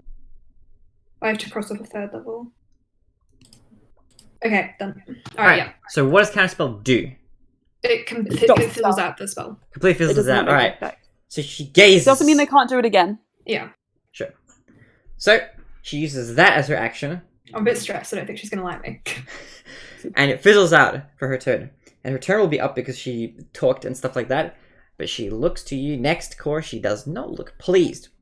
And with her spell being fizzled out, it is now time to move to the next in the order. It's going to be number 3, Spirit Naga number 2, which is very close to Jade. Okay. It is Oh my going to attempt Jade. Can't counterspell physical attacks. It's okay. It's okay. I'm beefy now. It is I going can to just close. It's going to close the gap a little bit. It's going to walk touch range towards you, even though it doesn't need to. But it wants to intimidate you as much as possible. as much as it can. And at this point, being this close to you, it lunges down on top of you as it attempts to bite you. Once again, it's going to roll to bite, and we'll see if it's successful or not. That does not look promising. That's 8 plus 7, which is a hard combination for me to do in my head. 15. Don't hit. Doesn't hit! It misses, I think, just barely. It looks like it was gonna hit you, but you just barely managed to weave out of the way, and it looks like the Spirit Knight isn't quite as dexterous and in control of its own body as you are. As a monk, this is your advantage. And with that, the Spirit Knight is gonna leave its turn there, and we move on from that to number 4, Alaria, who now, looking at Medusa, having almost frozen her in stone, is going to attempt her spell once again. Having missed it the first time, she's going to charge up her arms. As you see lightning, electricity pulsing through her veins, she is going to attempt to cast another lightning bolt directly at Medusa. And she's going to have to roll against the tree once more. Let's see if it works this time. Alaria, please. That is decent. Time for the tree to roll. The tree rolled terribly. She's gonna do a lot of damage. In fact, this is probably gonna be it. As she does this, she tears up a little bit. Tears welling in her eyes. She closes her eyes, not wanting to look at Medusa taking the hit, as she casts a very powerful lightning bolt, which is going to cause a lot of damage. That as well. She's going to have to roll a dex save, Medusa. However, She does have no choice. she's going to get hit no matter what. So, time for Medusa to roll. Saving throw. We'll scroll down. That is not gonna make it, I don't think. I think Alaria is doing full damage with this. Wait. No, I miscalculated. She barely makes it. She's not taking as much damage as she could have. However, it's still going to be a lot of damage. So, time for me to roll. Jesus Christ. 10d6. Woof. So let's roll these. Oh boy. Let's roll them 2 at a time. Okay. That's 2. So that's... I think I know what I'm doing next if this doesn't work. That's 4. That's 6. Which is this much. This is 8. Which is that much. And this is 10. Which is this much. Now I have to add these all together. Okay, that's so 10 plus... Let's see. It's 15. This plus this. 15 again. Equals 37 divided by 2. Because she's only taking half damage. Is going to be 19 points of damage. That's a lot. This would have killed Medusa had Medusa not saved. Medusa yells in pain. Ah! As she gets hit by the lightning bolt. Almost eviscerating her. Burning her core. You see Medusa take a whole lot of damage. It's gonna be a lot. Oh my god. Let's see, this goes down to 20. With an attack that powerful, she'll not be able to take one again. She still has an evil look in her eye. However, at this point, Alaria can't bear to watch almost. She's doing her best. But with that, Alaria's going to end her turn. Core, it is up to you now. Cool. I'm also going to hit her with a lightning bolt. Oh, the tag team. The tag team. Okay. Here. Alright, so if you're casting lightning bolt, I need you to roll against the tree with a D100 first. Okay, I'm going to do... Surprisingly, nobody casted anything that would have not worked at all, which is kind of fun. Okay. What does that mean? What does what mean? Hold on. My Is math it- is bad. If it's 3 zeros, it's 100. If it's zeros and then a number, it's a single digit. Wait. What does it show on the dice? It's 10. 10 plus. So it's 10 on the... Oh, what's it called? The 10. Yeah. And on the single And digits? then it's a... Wait. I think it's a 20. Is that what it means? On the single, if it's 10. Okay, so if it's a 0 and... And a 10. Sorry, and a 10? No, it's a 20, I think. So it's Okay. really bad. Okay. Time for the tree to roll. Let's find out. It unfortunately does not make it with the tree, coming in with a 34. I'm so sorry, Core. As you cast your lightning bolt, it would have been cool. It would have been cool, but alas, I can't use luck to reroll that. Rip. No, it's not into 21. it fizzles out. And on top of that, your spell slot is fizzled out too.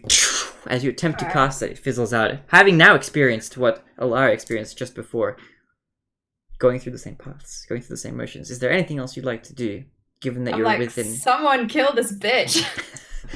Alright, you say someone kill this bitch. As your turn comes to an end, we move on to Jade. It is now your move. You are 5 feet away. I will try to kill this bitch, I say to Core. But what is the most powerful thing I can do? Oh my god. It's gonna be a Medusa-shaped hole in the floor. I need to just walk you through how bad my math process is, because I was staring at it and I was like, that's 200, right? And I was like, no. No, it's not. To be fair, that's confusing. If it's a 10 and a 0. Yeah, no, it was a... Wait, I'll recreate it. It was a 0 on the thing. But that's the wrong dice. It was a 0 on this one, and then it was a 2 on this one. So it looked like a 200, but then it's not. It's 20. Oh, like that, I get you. Yeah. Okay, hang on a sec. I'm just gonna try something. So it's very sad. It's unfortunate. That would have been really cool. I was kind of rooting for that. Yeah, I was like, well, that looks like it should be good, right? And then I just stared at it. I was like, that's terrible. I'm gonna try this. Go for it. Depends on what it is. What do you want to try? I'm gonna try the burning hand spell again. Alright, roll a D100 for me, please. Okay. So... I'm sorry, there's no way this is gonna work. Oh. There's like absolutely no way. Potentially some way. But go for it, just roll. 91. You got a 98. I'm so sorry. That's why I coughed when I inhaled. 98! You could have lied! I could have lied, but I don't lie. Dude, if I could have lied to give the Nagas more hits, but they rolled a lot on that ones. Dice in control. 28. Quarterstaff. 8 plus 4 is 12. Plus 8. 20 points of damage. Oh! Alright. As you're about scream to cause an execution in this chamber, how are you looking? How are you putting your presence? That is enough to kill Medusa. Jade killed this bitch. She was almost down for the count, but she wasn't backing down. So how are you making this final blow look? As you're looking at her, you can tell that this is going to end her. Core just goes like... Wait, Core says like, I killed this bitch. Core throws it back, but he's like, yeah. So Core says like, what did he say? He says like, someone kill this bitch. So I look at him, and he looks at me. And I look at him. I'll certainly do this for you. I will kill this bitch. And I turn around, and I kind of try and spark the flames, and they fizzle out. And I just roll my eyes, and I just go like with the quarterstaff, just like twice, and like it like hits her once at the side, just as like an insult. Like one is just like an insult, just like fuck you, and then the other one is like whacks her right under her nose, and her nose just like caves in and just goes up in between her eye sockets and just gets buried into her brain. And her face just explodes. Snakes go flying as you absolutely demolish Medusa. She is now headless. As she explodes, and you watch the blood splatter all over the ground. Oh, there's blood all over Jade. There's blood all over Jade. There's blood over the ground.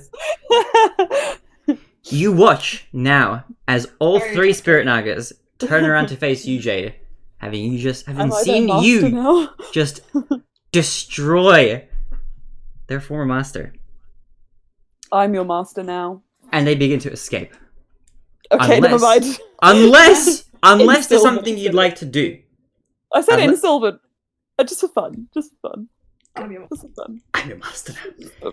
They appear not to respond initially. That's fine. I didn't expect it to.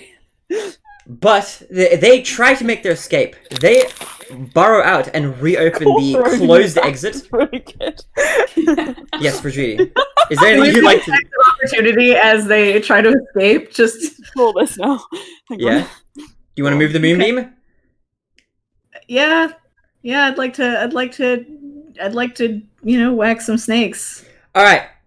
Let's do some damage. Let's say they all go through. We're gonna do some moonbeam damage. I think they're all very low, so you'll be able to eviscerate them all as they make their way for the exit. And the place from where you once entered reopens as the floor gives way to the Nagas. As you moonbeam them, shoo, shoo, shoo, shoo, shoo, they get eviscerated one by one.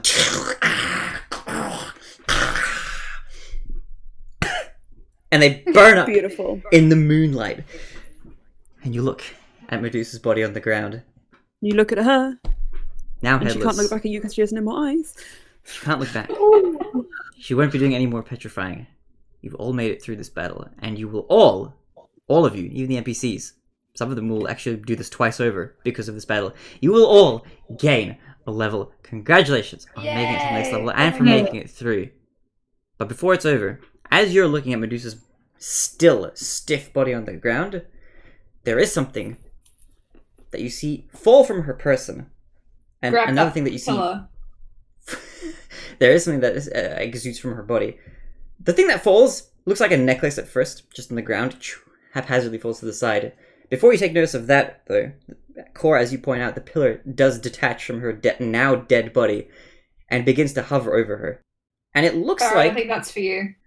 It looks like a sort of metallic blobby crystal, kind of oscillating from being a sort of a crystalline sort of shape to being a sort of metallic blob. Very reflective.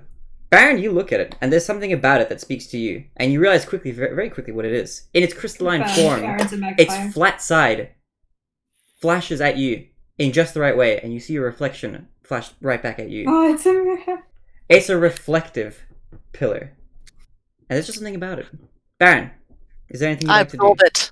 Say again. I absorb it. I absorb it. You run up to it. How do you attempt to absorb it? I Do you remember how the others did it? tip fedora and I put it inside my fedora. You put it inside. You did it. It's, as you pull your hand down with the hat, it quickly latches onto your wrist and seeps deep within you. Oh no. Thomas is like, not today, Baron. Not today, Baron. The pillar is a magical entity, and you feel it become one with you as you see the metallic sort of bangle. Unassuming. Yeah, I'm a machine man. A machine man. You see the metallic, crystalline sort of.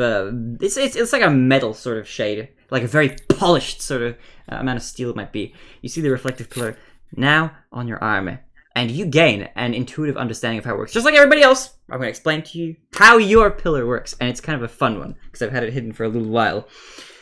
And it does unfortunately almost immediately deactivate as it does attach to your wrist. You feel it kind of fizzle out right after your sort of moment where it goes. Yeah, transformation sequence. Yeah, your Mahao Shoujo transformation sequence, once it's done, it does fizzle out and it becomes subdued just like the others, returning to sort of a dull metallic sort of bracelet, as the others also look duller than their usual magical selves.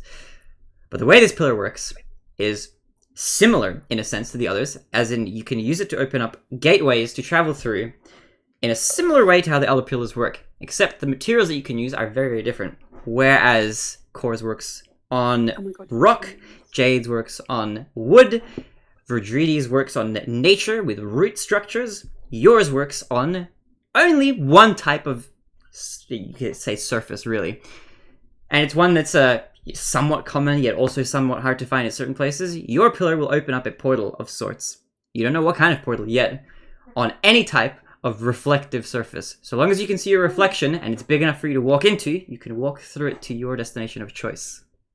Of course. Does that include water? It Yeah, I was does just thinking include that. water, actually. If the water is Jesus clear Christ. enough to reflect your reflection back at you, then you can use it on water. But the same restriction applies. You can only travel 500 feet at a time per pillaring use. But outside of that, that's how far you're restricted. So it'll work in anything that's reflective. If it's reflective enough and it's big enough to fit you, it'll work. And Okay. For At this this art point- that I'm drawing, you need to know that it's covered in blood. I think as you now take in your surroundings, you look up, you look behind you, you see the opening from where you came. Kind of strange to think that nobody has noticed anything going on up until now. You do look around and you do see a sort of trapdoor above you in the ceiling with sort of divots in the wall where potentially a staircase used to be. Up until very recently, it looks like it might have been destroyed by Medusa herself. You could gather that that pathway leads up to the Elders. And I think now as you regroup, regain your energy, and figure out what the hell just happened and what's going on, I think you'll take a little bit of a break, and we will call the session there. Thank you very much for playing. Okay, and I'm going to show you my art. Alright, show me your art, let's have a look. This is Jade covered in Oh blood. my god, what a badass! Medusa, and this is Corthra. That's amazing. That's so good. Wait, That's- I want to show. I was doing an art too. I was just doodling core. Yeah. Ta-da! Oh, what a fabulous boy! I finish him later. Let's go. That was fun. Please drop that art in the chat, Emma, so I could keep it. You know. Yeah, I know. Both these arts into the Discord, please. Yeah. Yes. When mine's done. Please Done. I I'm am just going to do mine now. very glad in hindsight that we decided that it ended up being the case that the final boss battle of this sort of area Level up now. ended up being its own entire session, because I don't know how long that boss battle was going to take, but god damn, you guys do a hell of a lot of damage. Yes, I have a quick question. go for it. Does Core get the stone? Can other I half go of the- get it? Yeah. We can rewind very back in the scene before we end for real, because nobody pointed it out. There is a necklace on the ground. Core, do you go have a look at it? It's mine now.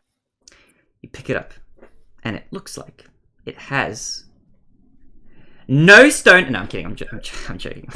It does have the other half of the cube that looks like it will slot together with yours.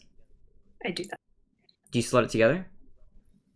As you begin to clasp your hands together, putting the rocks where they belong, the stone itself seems to start to glow and to take shape like a crystal would. And as it begins to transform into something bigger, it starts to grow in your hand. We will end the session there. You will find out what it turns into next session, to leave it on a little bit of It's a gonna be a cliffhanger. horse, isn't it? I mean, maybe. Of course, it's gonna be a pony. Look, I'm It's not... gonna have a little emblem on its butt. It's gonna be bright It's, bubblegum look, pink. it's special talent. You summon... Only one person gets to have an emblem on their butt around here, and it is not a pony. It is obviously the answer to who it is, but like, you know. Only one trap step here. Only one tramp stamp allowed. Cora's mum might have one. Are you calling Cause Bob a trap? No, she thinks it's... Well, she thought it was stylish many decades ago. Who knows? For sure. But anyway, I'll That's leave it canon at that. That's canon. I'm fine with that being canon. I feel like that makes It makes sense that Core was raised by this woman. for a fun sort of personality. But to everybody who watched, thank you for watching. I appreciate each and every single one of you. Thanks to you guys for playing. Lots of love. I'm sorry for the technical weirdness.